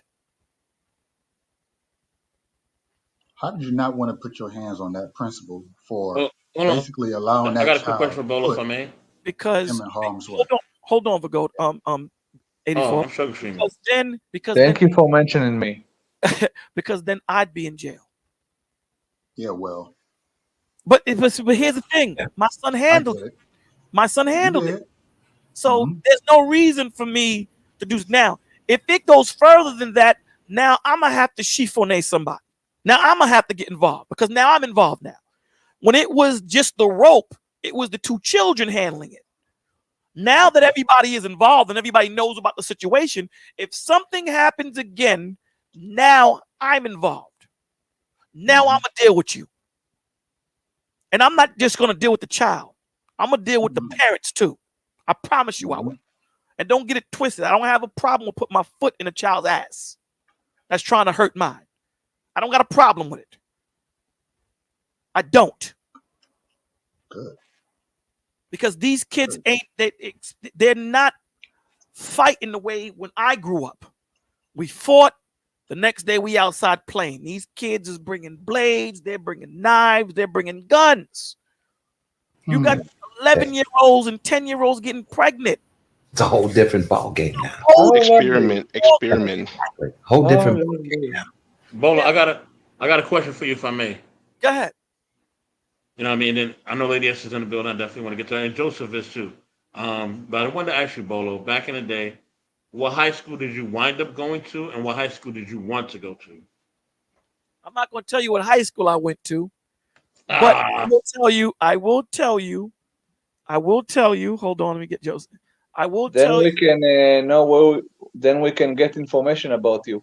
Yeah, right. The high school that I went to was it was a prominent high school that I went to, and the high school that I wanted to go to is the high school that I went to.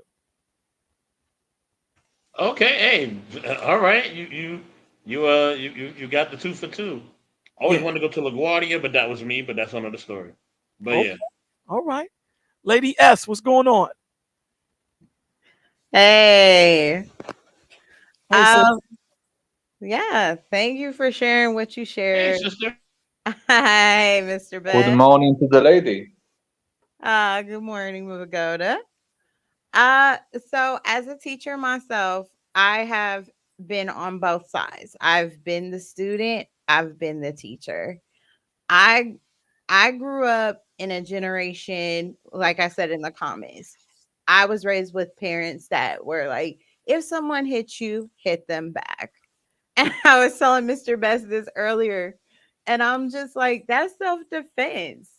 And I had the kind of parent that is like, if you're not going to defend yourself, it's going to be me and you. And so I defended myself. And I remember, like, I got in a fight, and a girl slapped me, knocked my glasses off. I couldn't see. I proceeded to scratch her face up. I defended myself. And, the school, because their hands are tied by the rules, that's also something I put in the comments, is there are a lot of loopholes in the system that prevents accountability. So it's like, okay, this girl hit me, so she got suspended, but I also got suspended for defending myself. I didn't think that was really fair. But I also had the kind of mom that came and got me and was like, who started it? You or her? She did. Okay. You fought? Who won? I did. Okay. Well, then you ain't in trouble. So, I mean, honestly, back in that day, like, and also in the neighborhood, because I grew up in a predominantly Black neighborhood being from Oakland. So the teachers knew what it was and how the parents were raising their kids. That saying applied, but they were bound by the rules of the school district. So they had to suspend me, even though I was defending myself. I don't agree with that, honestly. So it's almost having to like look back at these things and being like, how much is it like fair to the children and the accountability piece? So that's where we have the problem. It's not just the parents and the kid, but it's also the system that is very flawed and prevents accountability for the situation as it arises, depending on the level of violence involved or the bullying that's happening. So that's the piece that I look at as a teacher and as a student, that I'm like, dude, these rules are heck like not fair. You know, that's where I'm looking at. That's not cool. That needs to change. There shouldn't, I mean, nowadays, if you bring a knife to school, people should get expelled, at least in California. You know, like that's happened where I've had a student bring a knife to school, elementary school age. He was expelled from the school. He had to go to another school because you're not supposed to do that. So it's everywhere. The rules are so different, and some of them need to be addressed because they're either old and outdated, or it's not meant to basically create an environment of accountability that, you know, is equitable, I guess, for lack of better word. Let me drop this on you, Lady S. Yeah. Because what you just said was 100% facts.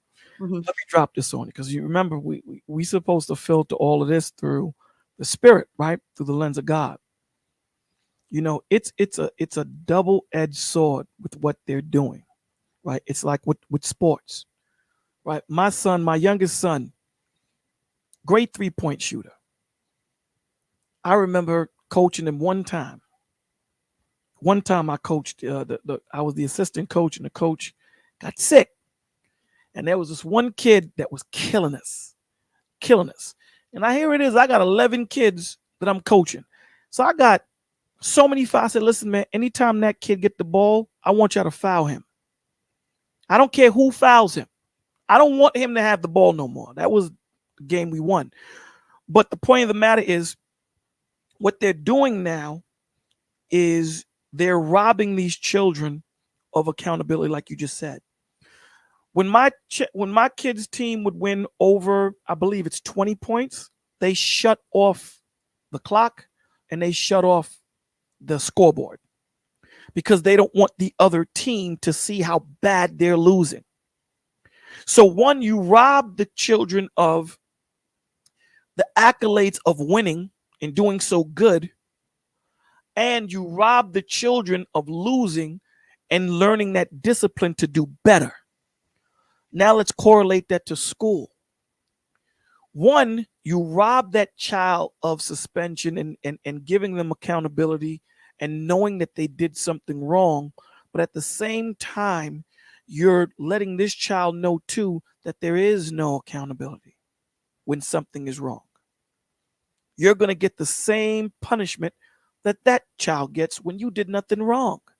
So what does that say to that child that did nothing wrong, defended his or herself against that bully? What you're saying is, you know what? Doing what you do, there is no high ground to it. There is no moral to it. So you know what? Why don't you just do what they do? Because if you continue doing right, which you did, you defended yourself, you're only going to be treated like everybody else. I should be treated different. This dude here approached me. This dude here tried to attack me, and I chiffonade him up. I'm getting the same punishment because I got the better of him? No. The question should be, who started? Where's the witnesses? Well, it was Bolo that started. So Bolo should get suspended, and Von Bryant should be good. Why is Von Bryant getting suspended?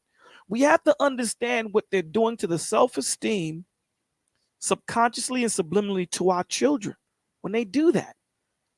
Overall, they're trying to make everyone equal, and everyone is not equal. So when that child thinks that I should be treated the same way he or she should be treated, even though they did the work, they did the discipline, they didn't go out and play while I went and played, they stayed home and shot the ball 500 times, I should get the same thing they get. You're creating spoiled brats is what you're creating. Those children that don't take accountability or responsibility, and that's when they go left. That's what society is doing. And it's done by design, not by mistake.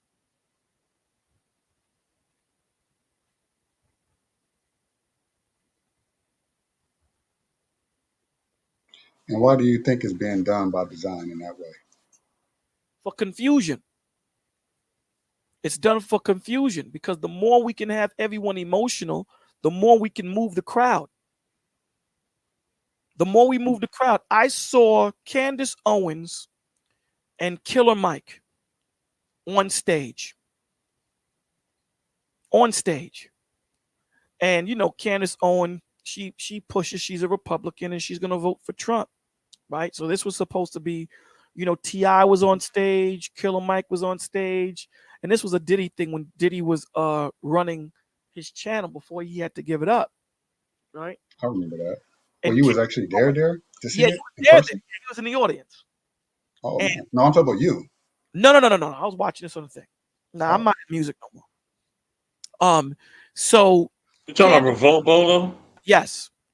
And Candace Owen said, I forget exact, so I'm going to paraphrase. She was just saying, listen, we need to stop being emotional people. We need to start voting for the candidate that's going to do for us, regardless of whether they color or not. Because Barack Obama did nothing for the black community. He did nothing. Nothing. Nothing. Not a damn thing. Oh, yes, he did. He shed a tear for Trayvon Martin.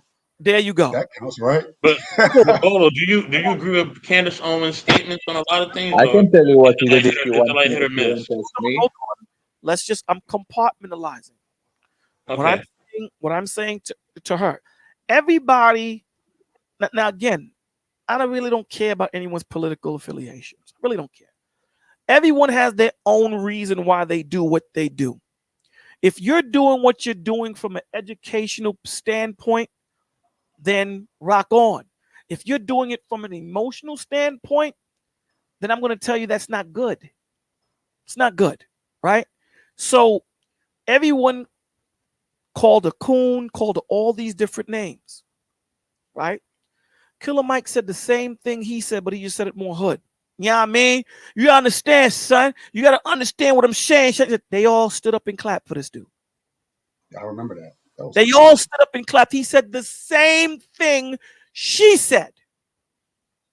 But it's because of prior things she said before, though, Bolo. I don't care.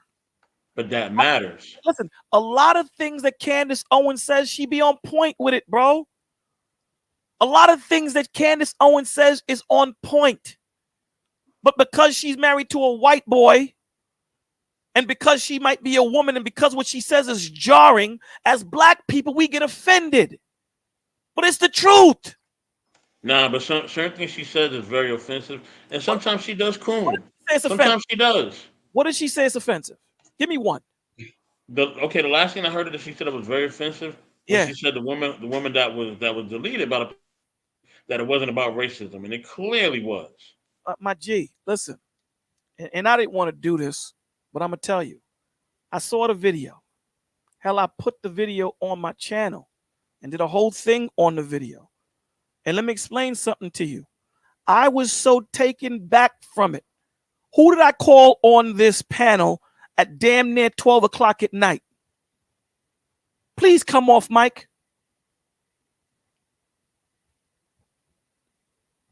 Wait, what? See, Vaughn was supposed to come off mic, man. I don't know if he's still here. He's doing some Vaughn, you making me look bad, man, Vaughn. You slipping. Wait a minute. You're supposed to come off mic, man. Wait a minute. Bolo, unfortunately, I need to go. So, but go to be safe, man. Yeah, I have two questions before that to you. Okay. And for the lady, okay? Down before I forget. What? Go ahead. What's your two questions? Okay, first of all, the two stories that you told us about your kids in school, how they ended. They ended great. No, seriously, the kids with the knife I don't know how they ended. I know the other kid, they probably put his tooth back in there surgically. I don't know. Okay, and the second one that smack with the wall. The first one, the kid never approached my son after that. The second kid was the one that he punched in the mouth and knocked the tooth out. I'm assuming that they put the tooth back in their mouth. At that point, I took my son out to school. So I don't know. I don't know how they ended. You know where those two children are today. Okay. What's interesting is what happened to your son, not those two kids. But you said that you don't have a problem giving us to smack those kids. If you do, unfortunately, if you smack those kids, then the cops will come for you, unfortunately. Listen, I don't have a problem. If after we speak to you, if after I talk to Vagoda and say, keep your child away from my child, Vagoda, and your child is not 2 years old, 4 years old, at this point they're 11, and your child tries to hurt my child in a way where it can maim my child, I'm putting my foot in your child's ass. Yep. I'll deal with that. Let the police come. I'll deal with it. Your child is 11, 12 years old. They know right from wrong at that point. And again, if you don't know right from wrong, I get it. Cool. You cannot know right from wrong. Don't bring your ignorance over to my house. Because when you bring your ignorance over to my house, you're going to play by my rules. When you try to hurt mine, you're going to have a problem with me. I promise you that. Okay. Also, Bolo, you said not to mention nationalities. Arabs in here are considered as a race and not nationality, but that's how we see them here. And also for the lady here, you said, if I'm mistaken, that you're from the hoods. No? Yeah. That's basically. I'm from Oakland. I was born and raised in Oakland, California. So Yeah, but if I'm mistaken, certain parts are hood, so certain parts are not. So let me just clarify that for you.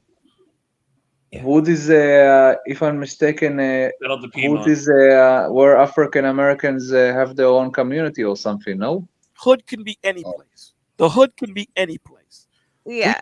We just, with black people, when we talk, we don't like to talk long. So we shorten things. So instead of saying neighborhood, we'll just say hood.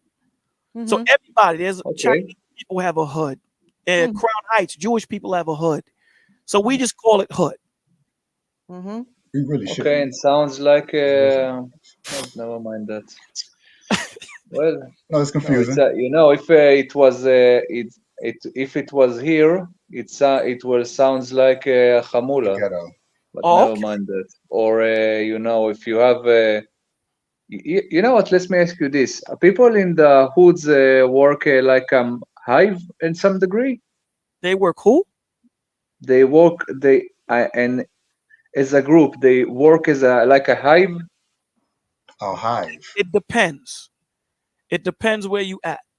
In most situations, yes. In most situations. Okay. And usually most of them related in family to each other or something. It depends. Okay, if they were related to each other as family, then definitely we will have a name for that here.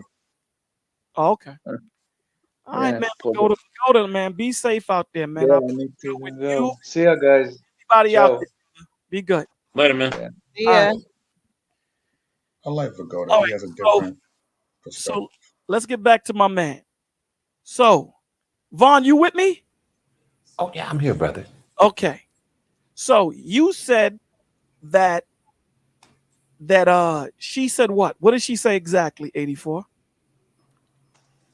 She said that the Sonia Massey deletion was not about race. So I found that very offensive. Let me ask you a question. You think that white man said this morning, I'm going to go out there and kill a black woman? Whether he said it or not. I'm asking you think he thought that? Let's say he didn't say it. Do you think that his motive was to go out there and kill himself a black woman that day? Do you think that? I don't know what his motives were, but I know what he did. Oh, I can dig that. I can dig it. But here's the thing. Let me ask you a question. You can come off mic. I'm listening. Go ahead. Did she throw that pot? No, she didn't throw that pot at him. No. Okay. Yes, she did, brother. She did throw the pot, though. Huh? She did. At him? At the officer? Yes, brother. Now, we're not going into why she did it. I'm just talking about the action of it. Yes, she did. I did a whole show on her not throwing it. When I looked at the video, who did I call at 12 o'clock at night to show that she did throw the pot? That would be me. Thank you. And Did we you call both him? and we both stood on her not throwing the pot. Correct, Vaughn? That's correct. Did she throw the pot, Vaughn? Well, it seems that they do have footage that she did have the pot in her hand in a position where it looked like she could have been throwing the water. But definitely, it wouldn't have reached. So I understand.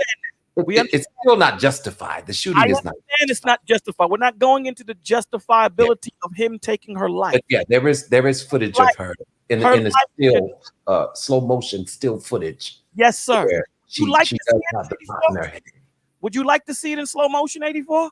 I can show it to you. Play it. Just play it. Just because I think I seen you show it briefly. If you want to, but I didn't show it. I didn't show it in slow motion. Now you guys making me get my glasses because I got to look at the. Yeah, play. Wait. So, question: this pot was it? She's throwing the pot. Was it? That's what I was about to ask you. That's the problem. It was, but I believe that listen. When you're under duress and you're trying to get away from danger, you're gonna throw whatever or whoever at that danger that you perceive is coming at you. Do you understand? That's what you're gonna do. That's what I believe she did. I believe that she, in the spirit, she felt that this dude, because again, this is a spiritual warfare. She knew something was wrong as soon as my man walked in when she said, "Yo, can you pass me my Bible, please?" From the jump. Oh, I remember that. Okay, I remember that. She knew something was off. Something wasn't right. She knew it. She knew something wasn't right. It just had to play out. So I believe, again, I don't know what's in her mind. I can only tell you from what we're looking at that I believe that in her mind, she's already looking at it like, I feel death. Like, in other words, meaning if Vaughn is coming to rob me, right? If Vaughn is coming to rob me and Vaughn is a thief, I'm giving Vaughn everything I got. Every dollar I got, you can have it. You ain't going to get a fight out of me, right? But if I feel that Vaughn is a murderer, that means no matter what I give you, you're going to still kill me. That's the difference between a robber and a murderer. A robber don't want no hot sauce. He just wants to get what he needs to get and get out. A murderer is going to take your life regardless, and you know the difference. If you're a murderer, me and you fighting. I'm not going to cow down and let you just kill me like that. If you're a robber, I'm trying not to get you nervous. I'm trying everything in my power for you just to get in, get out, do what you need to do, and such and such. So I believe that in the spirit, she knew, listen, this dude gonna take my life. Regardless. Regardless, at this point. Just from the response that he said. You say it again, mother effer, I'm gonna shoot you in your face. Just from that. What kind of response is that? What kind of response is that? All I say is I rebuke you in the name of Jesus, and your response to me is, no, you're not. I'm gonna shoot you in your effing face. That's your response. So of course I'm antsy. Of course I'm on 100 at that point. So yeah, I believe that that's why she did what she needed. She trying to get out of the place. You dig what I'm saying? Like if you chasing me, I'm throwing whatever. I'm throwing tables at you. I'm throwing pots at you. Whatever is in my power, I'm gonna throw at you. I believe that's what it was. So the question then will be to 84's point.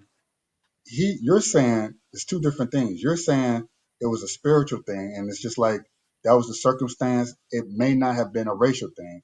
84 is saying that it was perhaps more so a racial thing than anything else. So he's leaning more towards the racial side of things. You're leaning more towards the spiritual side of things, and it's hard because he just happened to be a white cop.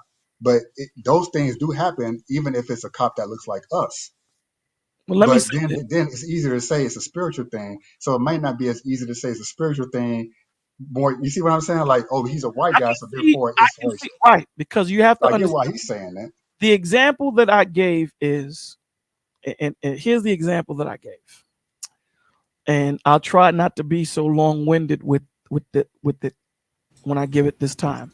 Yeah, make sure you show the footage too. Yeah. I'm pulling it up right now as I'm talking. Back it up. And that there is some speculation as to, the doctoring of some of the footage that they're saying that too. They're saying that conspiracy is out there as well. So let's make sure that's known. So they could have, like, and again, when Vaughn told me this, and I'm talking to Vaughn at 12 o'clock at night, I don't know if he's sleeping or not, because in my mind I know he's 3 hours behind me, but I'm not thinking that. I'm thinking Vaughn is in the same time zone as me. The first thing I said is, "Did I wake you?" And he's like, "Nah." Yeah, so I'm always up, brother. Right. So in my mind, I'm looking at this and I'm saying, "Yo," and he said the same thing. "Yo, Bola, they could have doctored." And like I said, nothing surprises me. I said they could have.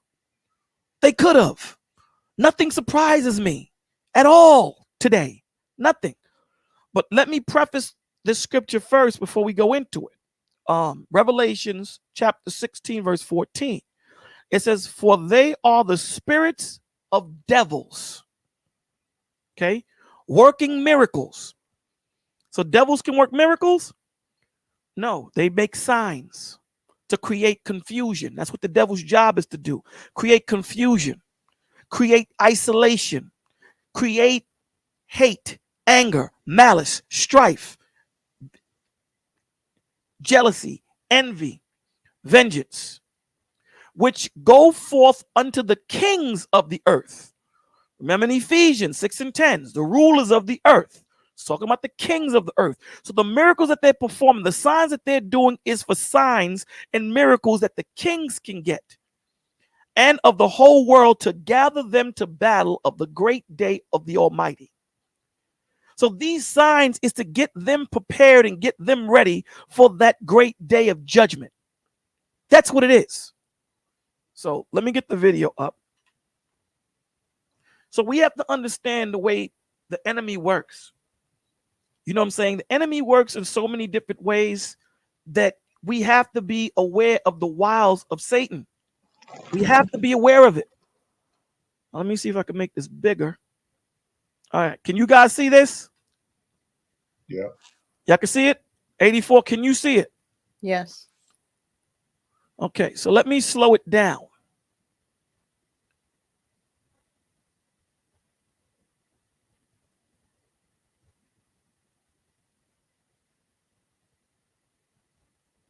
Okay, so now Hold on. we're looking at it right now from the perspective of the dude that deleted her. Okay, let me Can put you up.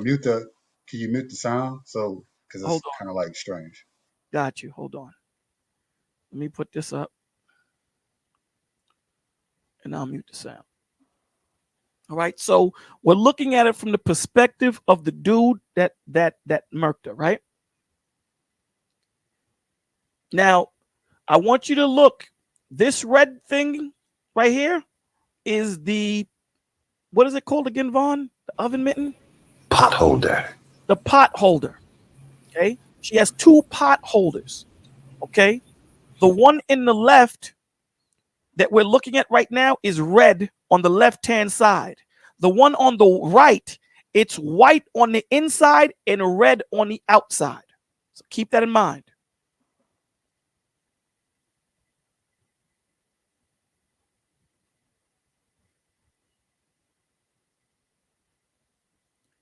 So now you pull the joint out. She lets go of the pot. This is her glove. Watch. She took her one hand off. She takes the other hand off both oven mittens. Okay. He pulls it out. He hasn't shot it yet. Now here's where you got to look at it, brother. Look right here under his arm. Watch. She's coming back up. You see the pot in her hand? Oh, yeah. 84, do you see the pot in her hand? Yes, sir. You see the pot, right? Okay. Now he lets off. Okay. So she wasn't able to get it off because that's where he let off. Let's look at it again. When I saw this, I called Vaughn at 12:30 my time. Because I was like, nah, that's not what I saw. It's not what I saw. Now, again, I'm believing that she's scared as hell. So she ducks down like anybody would. Now, at this point, you have to understand something.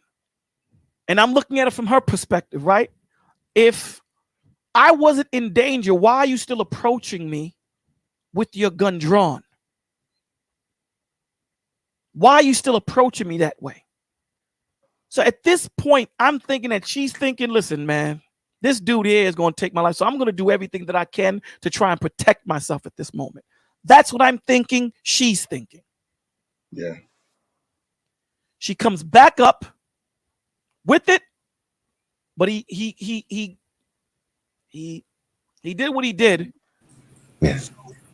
She didn't get to throw it at him. And even if she did throw it, he could have backed up. Absolutely. That water was not going to reach him. Absolutely. You know, Absolutely. he could have gotten out of harm's way. Absolutely. So for him to paint that picture that, well, you know, it was going to get thrown in my face. No, man, you could have moved back. She was going to, if she threw it, she was going to throw it anyway. She feared for her life. Listen, we have to understand the fight that's at hand. Yeah, the woman feared for her life. Absolutely. When she said, I rebuke you in the name of Jesus, these demons are stirred up. They're stirred up. And you have to understand the wiles that the devil play. The same way the Lord will set things up in motion for time. And I use the example of Joseph. Joseph's brothers sold him into slavery. And this was all done because when Joseph went into slavery, he didn't know that the reason why he went into slavery was to procure a place for his family to live when that famine came. He didn't know that. He only knew that when it came to him. So you don't know how the devil plays with these people and put them in these positions and then sit back and say, let it happen. And now everybody is separating.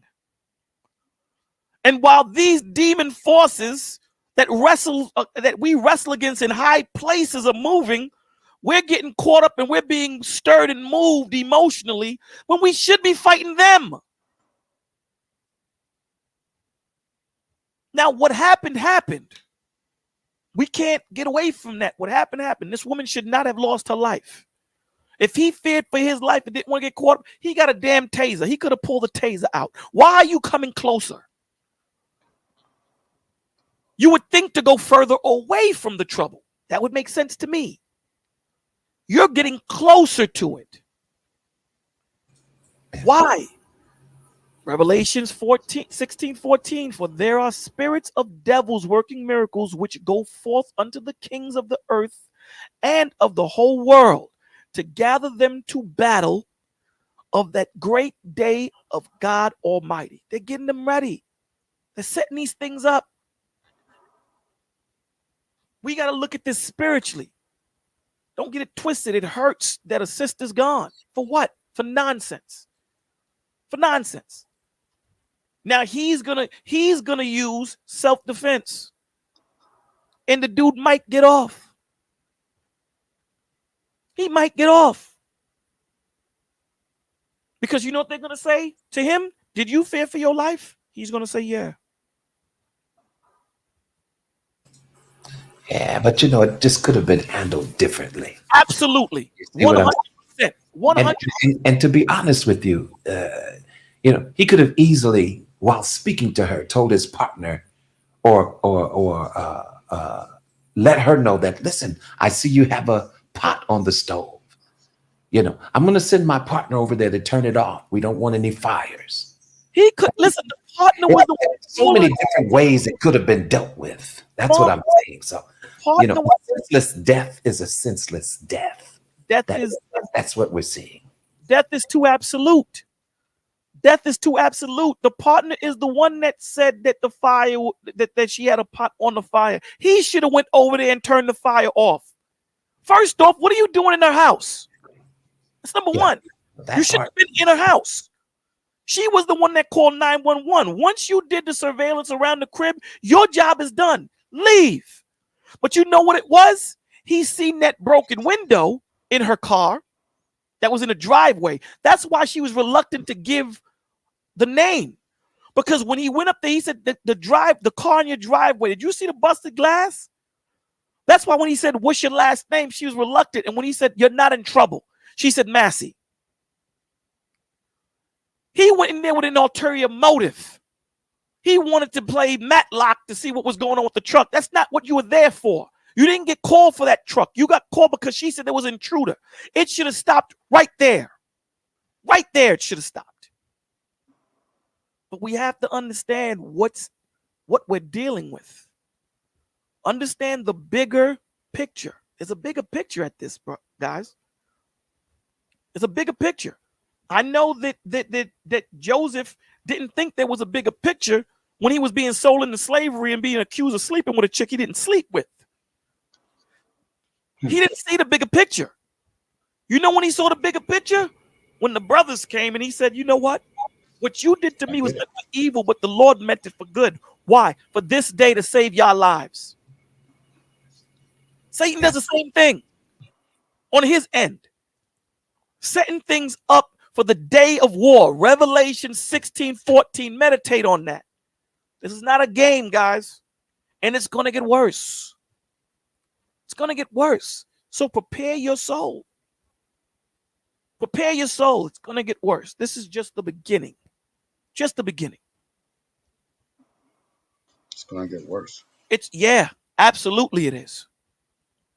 Absolutely. Why wouldn't it get better? And the second question to that would be, is this not the same trope that we've heard for the last 2,000 years, how Jesus is going to come back soon and it's going to get, it's going to get worse before it gets better. And then it seems like every generation there's that trope that he's going to come back and the evil is getting eviler and the wicked is getting wickeder. Like the wicked witch of the West is just going to get worse and worse, but yet we're still here. And yet it's always been this way, even before Christ came around. So here's the thing, Joseph. You're absolutely right. But see, the Lord tells you to be sober-minded, to be vigilant, right? He tells you watch and pray. When we sit here and we look at the wars and rumors of wars that are going on, never has there been a time where we have wars like we have now. Never has there been a time where the world is unsettled. Never has there been a time where we have such technology where everyone can be reached. Everyone can be maneuvered in a direction in which Satan can move. It's always took time for it to happen. But now that we're in that moment of technology, it's no longer that. Now, I can't tell you it's going to happen in the next 5 years, the next 10 years, the next 20 years. I can't tell you. I don't know. The Lord hasn't given us that information. He tells us to watch and pray. But we understand that things are getting progressively worse, where there's a systematic attack on masculinity. There's a systematic attack on fatherhood. There's a systematic attack on motherhood. There's a systematic attack on the family structure. There's a systematic attack where they're sitting there and attacking our children. They're over-sexualizing our children. Then you got cats don't know whether they're women, the definition of a woman, man. We have madness happening. Never on the earth have we had Sodom and Gomorrah, Egypt, and what's the other? Harold time, maybe? Not Rome. America has done what empires haven't been able to do. It took empires thousands of years to do what America has done in less than 400. Less than 400. Let's say 450 to be safe. 400. 450. Let's say 450. Let's say 450. Roman Empire was thousands, brother. Alexander the Greek was thousands. Egypt was thousands of years. Not thousands, no. It's about roughly the same. Roughly 400 to 1,000, up to 1,000. Let's look it up, brother. Let's look it up. How long was Roman Empire? Roman Empire about was 1,000 years, right. 1,000 years for the Roman Empire. Right. So Go ahead. yeah, but it was no, Egypt. that's right. America's an infant, baby. That's true. That is true. Right. And it has done more than Egypt, Roman Empire, Sodom and Gomorrah, and what was the Tower of Babel, all combined, brother. All combined. And these were empires. America's not an empire. Britain is more of an empire than America. I agree with that. Hold on, Bolo, but there is technology in Egypt that we haven't been able to replicate. But it hasn't reached around the earth, brother. We understand that we don't know how they built the pyramids. We understand that, the way that they moved the pyramids with different solar systems and things of that nature. But to sit here and say that America's reach is global. No other empires had global reach. They may have had that new earth or whatever the known world. Yes, they had that reach. America has a global reach. Global. No other empire on the planet has ever had that reach before. Name another one. Now they've all either stayed in the West or in the East, primarily the East. America's all over the earth, brother. Yeah, that's a little different because of the internet. That's a lot different, Joseph. Yeah. America's no, you're right. yeah, America's reach, everything stops and starts here. Even though America is bankrupt. You look at every other country, they're financially stable. We're not. Everything stops and starts here. When you look at New Year's, and this is a simple example, it ain't officially New Year's until America has it. Look at this. Look at it. Everybody around the world is having their New Year's. It stops right here in the Rotten Apple on 42nd Street. Right here. It's official tissue at that point. America, brother. And for the longest, I thought our time zone was the only time zone. And so I was like, oh, that's an American thing. Yeah. Oh, your New Year's started. No. I called Vaughn at 12 o'clock. Vaughn had to say, nah, brother, it's still, I'm still up. Yeah, it's 9 o'clock over here. Even though Vaughn don't sleep at all. Like right now, it's 3 o'clock in the morning my time. It's 12 his time. And Vaughn will talk to you. He'll keep you up to 12 o'clock our time. Vaughn don't sleep, bro. I love California time. You or Vaughn don't sleep. You the same damn way. We get our naps in, though. We get our naps in. Yeah, it's like the same way. You three, y'all ask questions and you're like, come on, man. How many times in the back end when we shut down here at 4 o'clock, it's going on 6:30. I got to say, yo, guys, I got to go to sleep, man.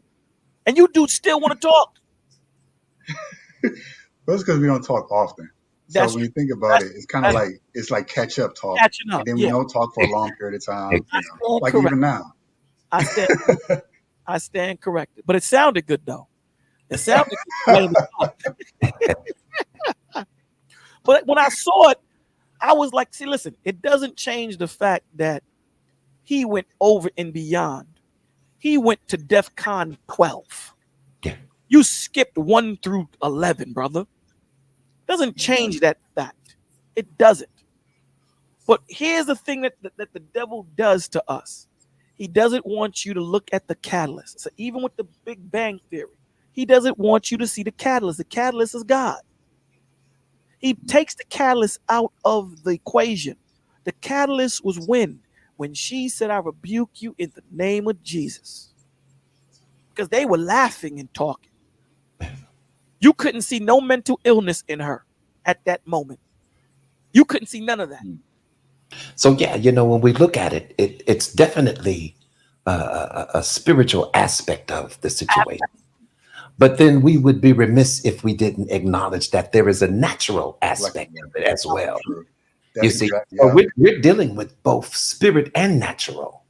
But here's the thing, Vaughn, the spiritual affects the natural, brother. Yeah, I get it. No, I don't disagree with that at all.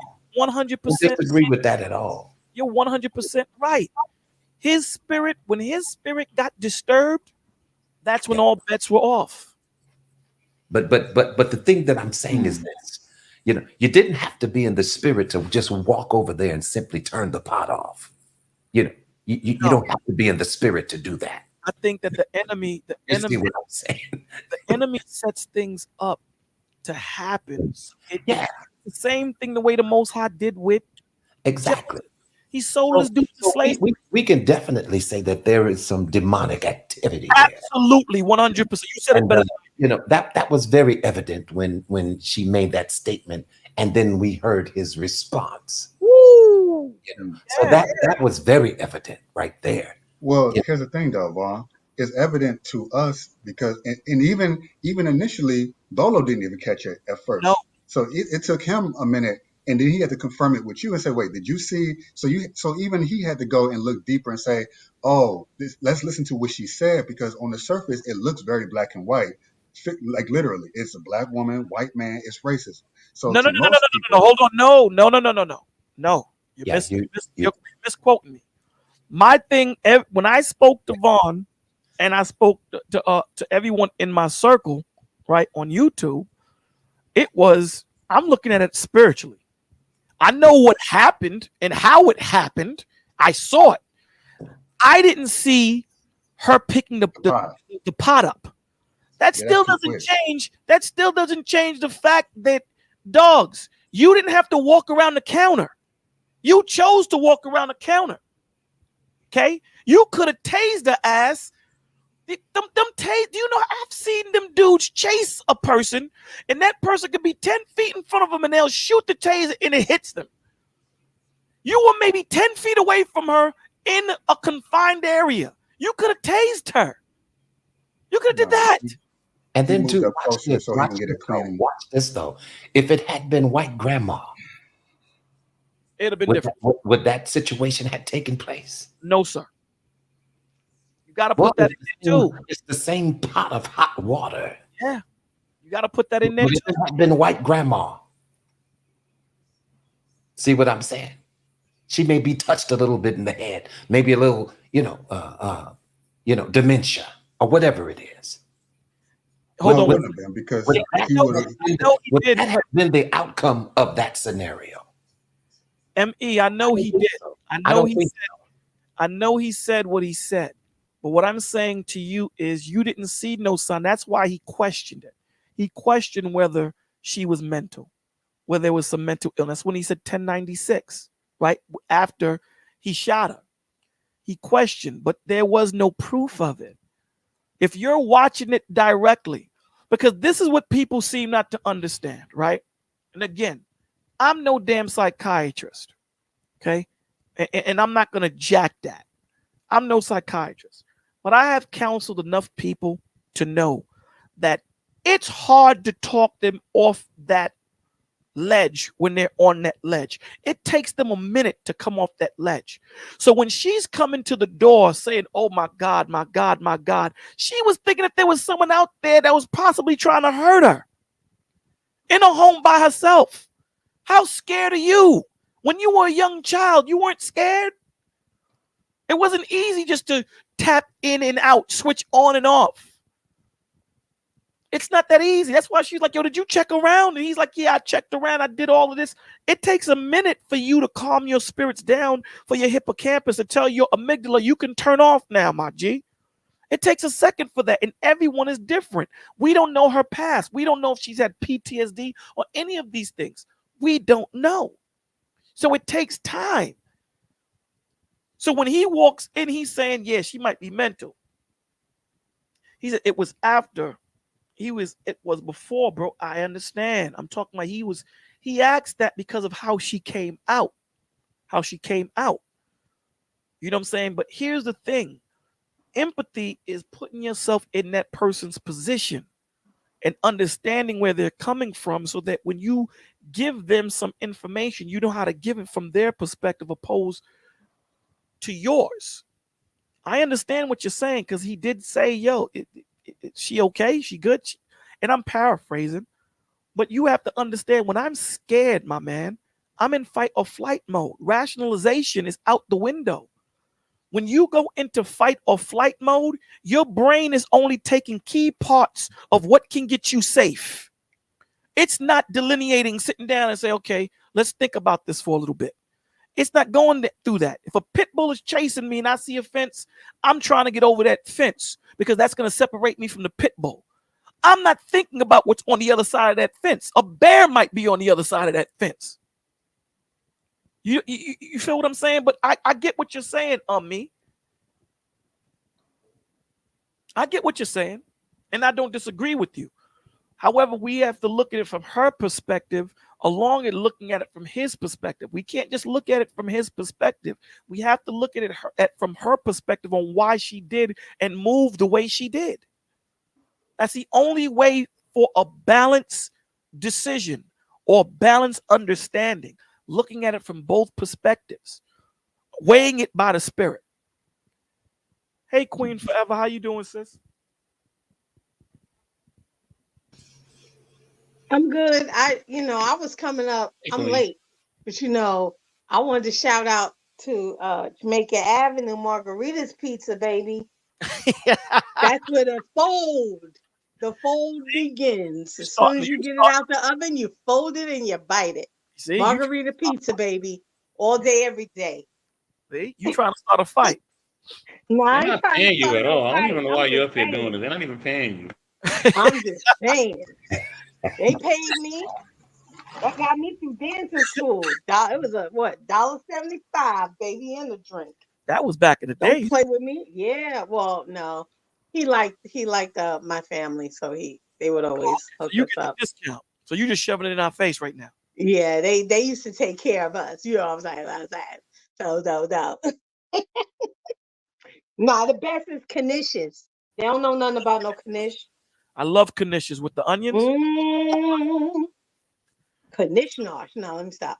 So the point of this thing is this, man, that the enemy is going to move us emotionally because that's what he does, right? Because now everyone is going to take this tragedy and spin it to their benefit, whether it's Trump, whether it's Kamala, whether it's Black Lives Matter, whatever it is. These people don't give a rat's ass about that family. All these dudes, the Sharptons and all them, you haven't seen them dudes for about 7 months. Soon as this happens, they coming. Of course, them rats come from under their damn rocks, and they're gonna come out and feed people. I don't think already marched, right? They did a march already. I know they did something. But people are waiting right now for the court. And what they're gonna do is they're gonna do what Trayvon Martin. They're gonna do Trayvon Martin. They're not gonna look at everything prior and everything after. They're gonna look at that one specific moment. That's what they're gonna do. Yeah, but don't you think a lot of protocol was broken? Absolutely. But protocol was broken, right? Right. You know what they're gonna tell them? Retrain. How many times do they do that? How many times?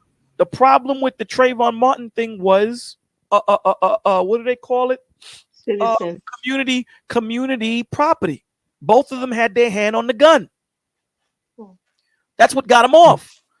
They both had their hand on the gun. At that point, we're both fighting for it. Whoever wins, wins. And he just happened to win. That's the point. They're going to look at that specific. They're not going to look at, but they told you don't follow that child, that young adult. They told you not to follow him. They told you stop. Because off that, he should have been put in jail. You put yourself in that position. You did. That ain't no damn stand. What is it called out there? Stand and what is it called? Stand your ground. That ain't no stand your ground. Stand your ground, yeah. You put yourself in that position. How do you now apply stand your ground when you put yourself in the position? I'm gonna chase you 8 blocks, and I'm standing my ground. Yeah, I'm standing my ground. They told you no.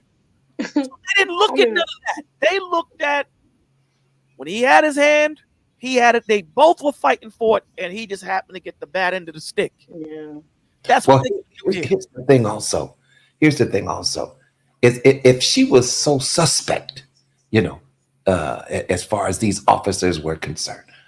Why would you allow anybody to walk around the house like that? That's a good Seems point. like you would keep the person isolated and in one spot That's so a that very you can keep an eye on them. But you're allowing her to go in bags. You're allowing her to go in the kitchen. You don't know what's in the cabinet. You don't know what's in the drawer.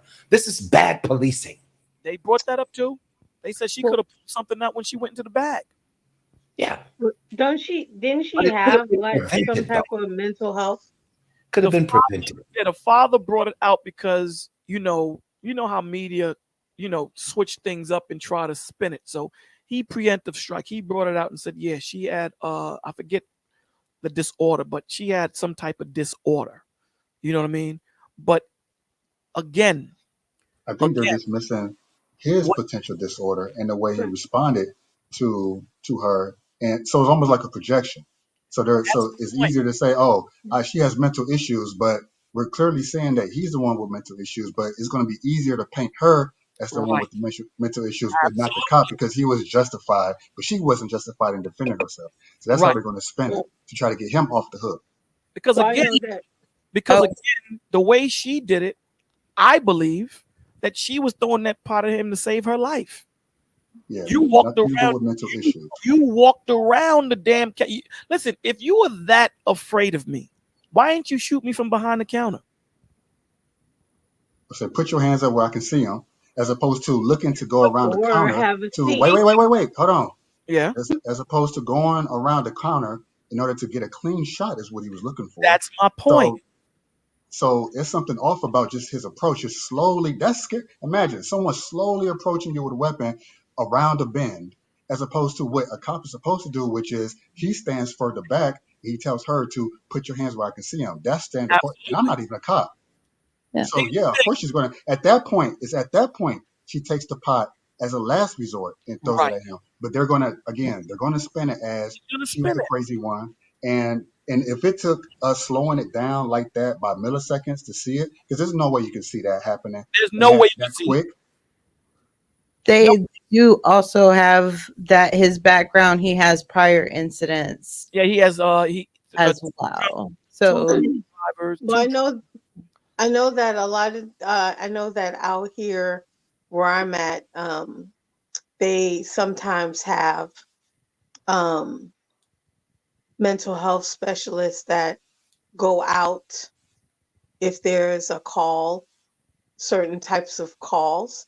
They go out prior to before the police or with the police, but they're the ones who get involved first to see if they're able to de-escalate the situation versus like it was a whole big nonprofit, like just bunch of people got together that have mental health in their background, and they kind of big brother the police, and it was a way to mediate versus not knowing how to respond with someone who's having auditory hallucinations and and just responding and reacting to it. So I know that it has cut down, one of my jobs, some of my coworkers were the mental health specialists, and it cut down a lot of incidents where some of our clients were getting abused versus getting help. So yeah, and I've noticed that even when I've had to call, they come in different because they know where they're coming. They're coming to a place where there are people who are on meds who are not doing well. So even their approach and walking in the door has become different. Some come in the same way. Some come in and they're like, "Hey, so how you doing? Like, I just want to talk to you. Come on, let's step outside. Let's, kind of, give them that space because when they feel trapped, So yeah, so I think that's also, but I think we're missing the whole. I mean, everyone's going to miss the whole point is the fact of why they were there in the first place. And I think Bolo, you hit that on the nail. They were there because she called for a DV or something, and it just A they shouldn't disturbance even they outside. shouldn't even went in the house. There's no reason for them to be in the house. It was like, are you good? Okay, everything's cool. Okay, we're all right. Well, call us if you need us. Blah blah blah. And they should have went about their day. There was no reason for them to come in and check the premises. Hey, we're gonna just check. Hey, do you mind having a seat? Just simple terms, but it seemed like at one, people shouldn't just have certain jobs. I'm sorry. I think everybody should go through a mental, like, how they prisoners, casualties of wars, and how they, try to break you down. I think people should have to go through certain things to get certain jobs, because people just are not wrapped tight no more. They Well, just not wrapped tight. Huh? police officers should have at least 2 years of law school and at least 2 years of psychiatry or whatever the break. Yes, they should. You are supposed to interpret the law, and half these dudes don't know what the law is. Mm-mm. Half these dudes are guessing and freestyling. And again, you're supposed to be able to see these symptoms before I see it, because your job is to go in there and de-escalate things. So you're supposed to see something that I don't see because you deal with this every day. So you should be trained the same way they got to be trained every so often, or go into, they gotta shoot their shoot their guns and get, make sure they still are on point on how they supposed to shoot. Is the same way they should have to go into school to get retested and all these different things on, de-escalating things and all this nature. And again, like you said, do a background check, because they're hiring a lot of dudes that were punks at one time, and now these dudes go there to get that badge so that they can feel somewhat adequate with their self-esteem. So there's a lot of work that needs to be done. Yeah. Well, I just I just feel like, is that you don't, we all have bad days at work, right? But some people bad days can end a lot worse than other people's bad days. Absolutely. So I just think, people just need to be like their self-care, like all of those things need to be taught, because if I'm already stressed, tired, frustrated, I'm carrying the baggage of what I got going on at home or what I don't got going on. I'm just I'm snap, crackle, and pop away from going the hell off. And that's just anybody. So I just think it's not just this, it's so much deeper than just black and white, like race card.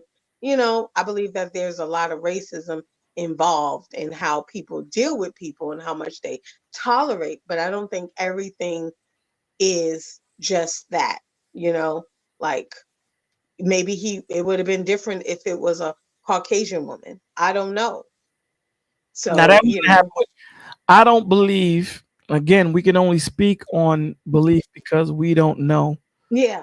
I That's don't what believe I'm saying. I don't believe that would have happened if it was a white. That's what I'm saying, because I don't think they would have. I don't even think it would have gotten to that point.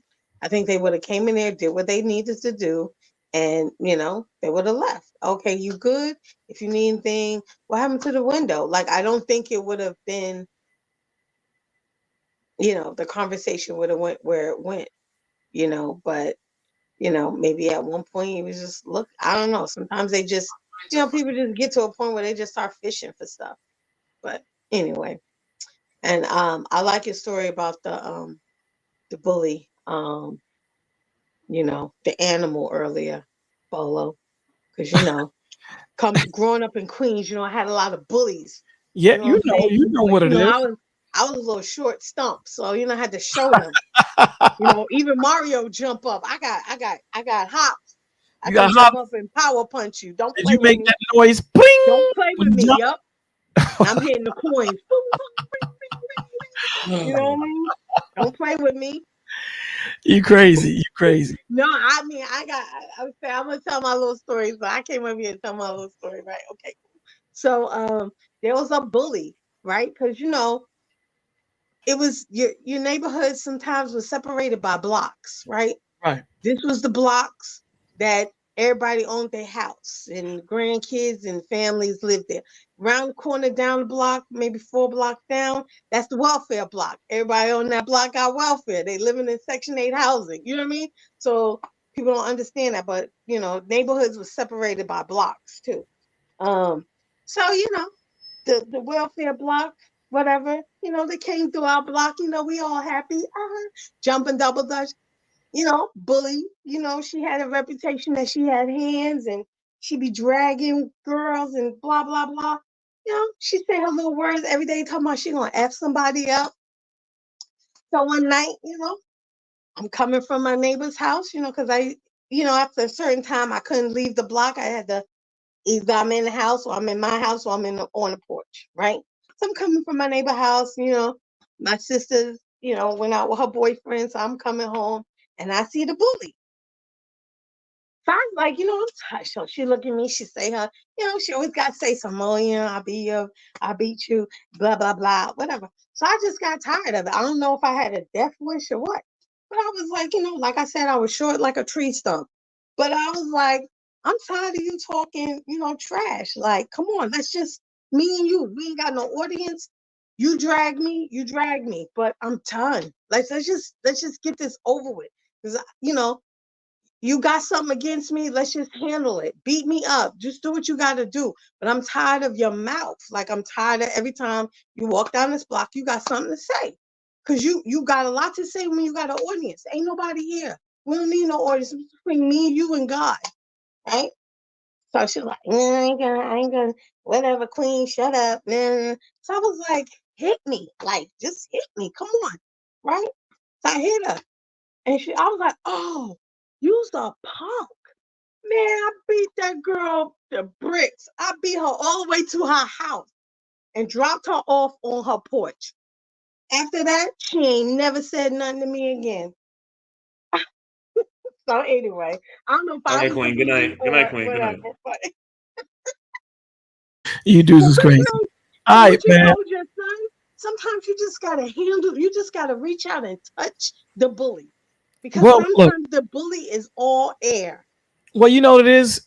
Again, I don't want, you know, when you go looking for the devil, he gonna find, you know, you gonna find him.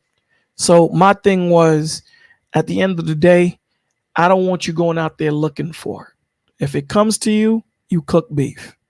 You That's do what I'm it. saying?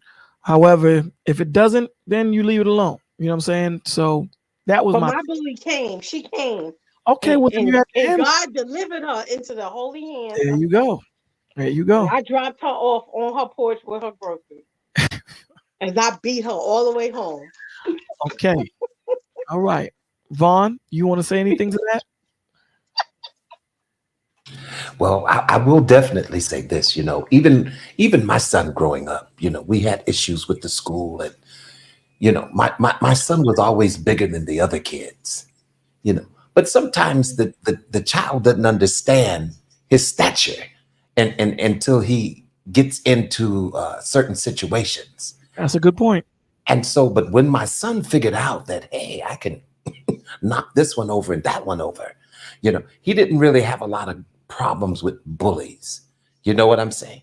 But we did spend some time at the school, you know, and we did have some sessions with some parents, you know, because the school is ridiculous.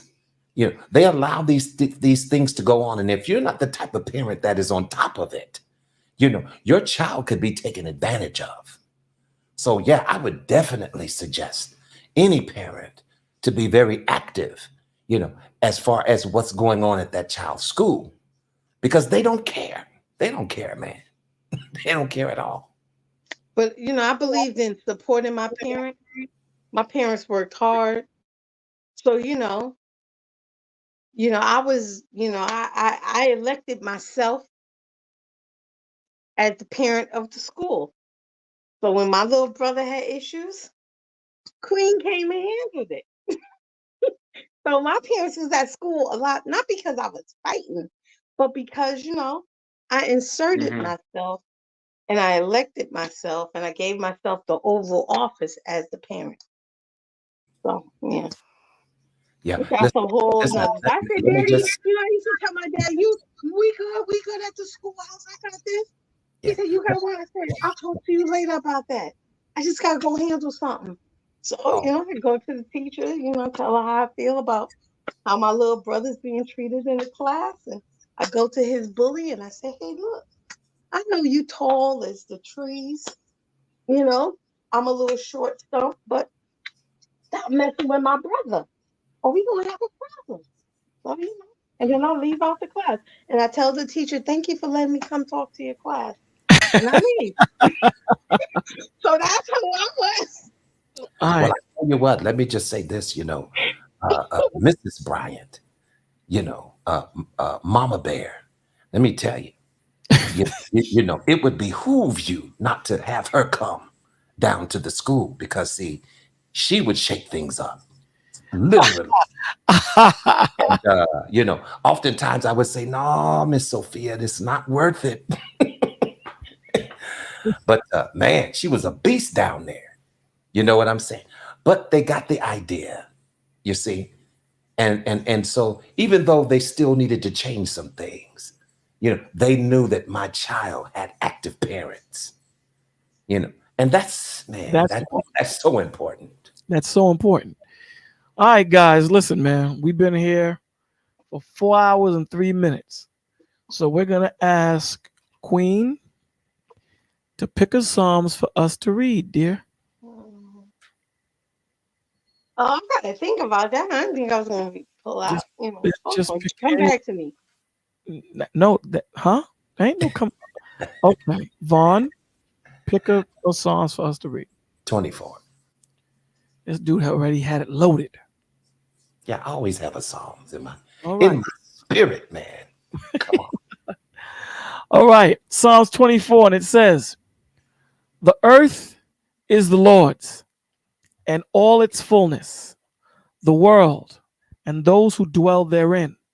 For he has founded it upon the seas and established it upon the waters. Who may ascend into the hill of the Lord, or who may stand in his holy place? Who has clean hands and a pure heart? Who has not lifted up his soul to an idol, nor sworn deceitfully? He shall receive blessings from the Lord, and righteousness from the God of his salvation. This is Jacob, the generation of those who seek him, who seek your face, Salah. Lift up your heads, O you gates, and be lifted up, your everlasting doors, and the King of glory shall come in. Who is the King of glory? The Lord strong and mighty, the Lord mighty in battle. Lift up your heads, O ye gates. Lift up your everlasting doors, and the King of glory shall come in. Who is the King of glory? The Lord of hosts. He is the King of glory. Salah. Amen. Vaughn, pray us out, bro. Okay, Father God, in the name of Jesus, we thank you for this time of fellowship, Lord, and we humble ourselves before you tonight because we know without you we can do nothing. God, we thank you for each person that has participated in this stream, even those that were in the chat, Lord. We pray a special blessing over each and every family that showed up tonight, and even in the ears of the listeners who weren't even in the chat. God, we pray a special blessing over their family in Jesus' name. And Lord, as we go on and as we continue on, Lord, we ask you to cover us with your blood. Touch us, God, creating us a clean spirit, creating us a new heart, God, that we may do the things that are pleasing unto you. And Lord, we're so grateful. We're so grateful tonight. We give you the praise. We give you the glory. We give you the honor. In Jesus' name I pray. Amen. Amen. And if I could add this, Amen. we ask you to cover Sergeant Rojo's family, and we ask you to please cover Corporal Thomas's family. In Jesus' name we pray. Amen. Amen. All right. Last words. Queen forever. Last words. Like Tupac said, just keep your head up. That's it. On that note, I'm out. Have a good night, guys. Thank you, darling. Joseph, last words.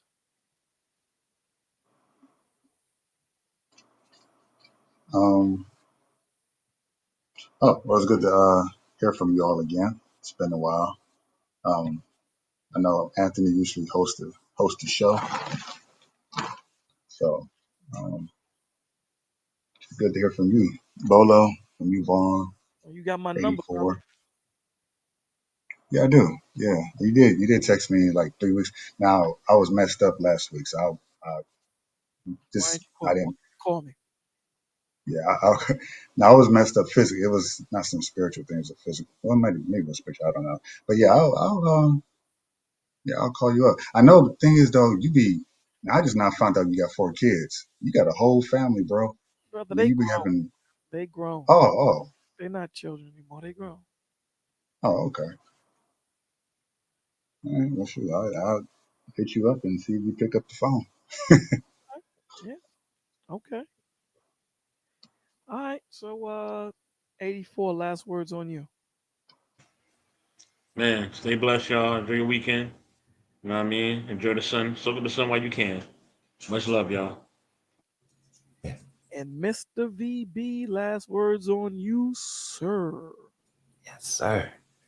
Well, again, listen, it's always a privilege, to be in the village. It's an honor. And I thank God for all of these moments. I just wanted to encourage someone tonight because many trials and tribulations that we go through. And, they always say that weeping may endure for a night, but joy comes in the morning. And a lot of times we just don't know when that morning is coming. Sometimes that morning takes a long time, it seems to us. And I just wanted to drop this and share this with somebody, and hopefully it should encourage them. The speed of light is greater than the speed of sound. It takes light about 8 minutes and 20 seconds to travel 93 million miles from the sun to the earth. But it only takes milliseconds for God to turn your situation around. Think about that. Think about that. It takes God milliseconds to turn it around for you. And so while you're sitting there and you may feel hopeless, you're sitting there and you don't see your way, you're sitting there and you're wondering, when is this going to change? Trust in the Lord with all of your heart, and he will direct your path. Seek ye first the kingdom of God and all of his righteousness, and these things will be added unto you. He's an on-time God. Yes, he is. Amen. Amen. Amen. I just want to thank Amen. I just want to thank all you guys for being here today, man. It's a special thing. I know I haven't been here for a minute, but I'm here. Thank you. Yeah, man, we glad you stuck it out tonight, man.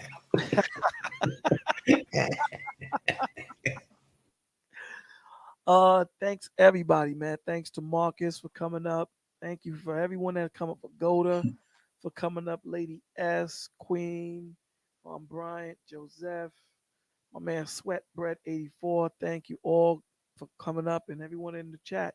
Thank you guys, man. Have a blessed day, Lord willing. We will see you Monday or maybe this weekend. I don't know. We might do something the weekend, but we'll see you Monday morning for the continuation of the reads. Have a blessed day. Love you all. Peace. Peace.